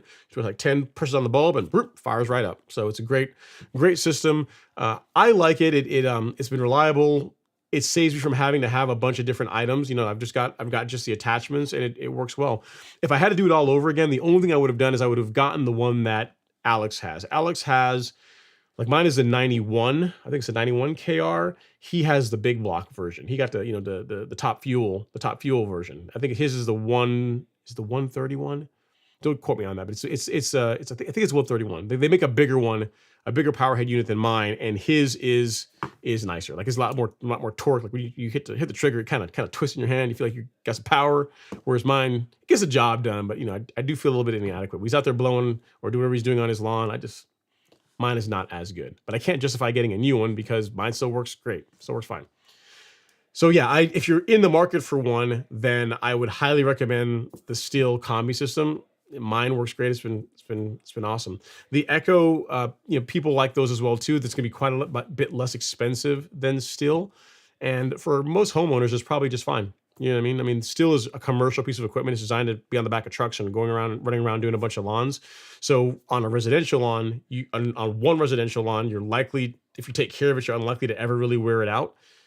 So you have to ask yourself whether that's worth the premium, because they are more expensive. The power head's more expensive, and then all the attachments are more expensive. I don't like the rotary scissors for that thing it's expensive, man. I want to say it was over $300.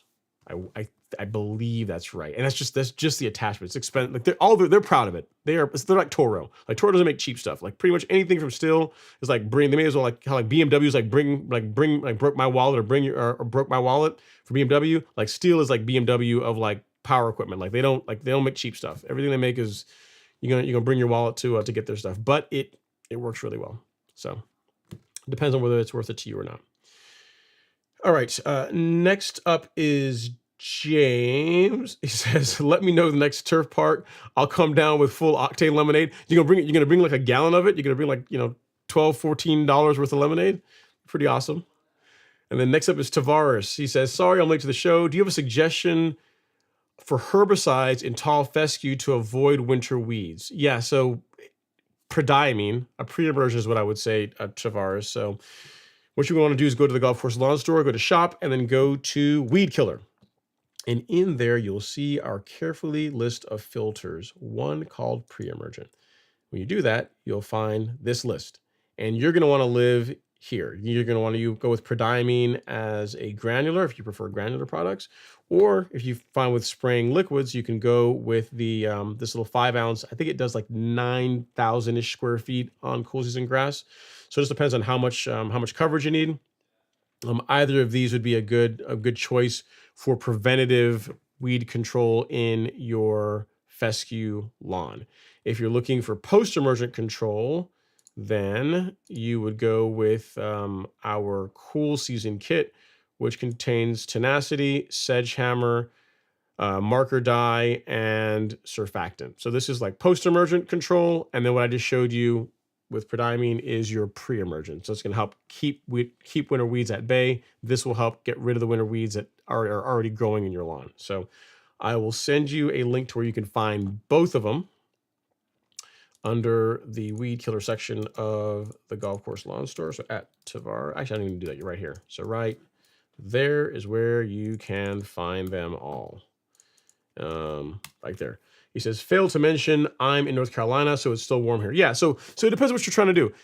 You are a little bit late, in my opinion. Like, in other words, it would have been better to apply the prodiamine earlier in the season than now. But unfortunately, time machines don't exist, and we are where we are now, right? So the next best time to apply pre-emergent is like within the next week or so, like soon. And then if you already have some weeds in your lawn now that you want to get rid of, then the cool season kit that I linked is a good option. So between those two, you should be good to go. And then James is closing us out here. He says, "For anyone still around, be sure to hit that thumbs up. Ron sleeps better with the thumbs up." I sure do. I sure do. I sleep better with the thumbs up, and I sleep better with real lemonade. James does also that. It's not the only thing. Makes me sleep better. And a candle. I like candles. So I have like a nice fragrance here. It keeps me calm as we go through the show. So on that note, we will find our outro music and start it up. Devin, I see you, man. You came in late. You must have been busy at the course. Well, guys, gals, thank you guys so much for coming to hang out. I really do appreciate it, as always.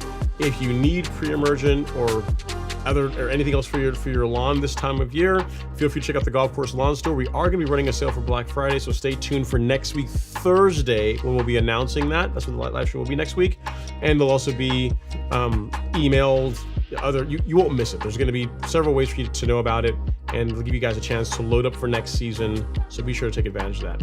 Again, thank you for everything. Appreciate you guys coming to hang out with me tonight. We'll talk at you next week. Take care.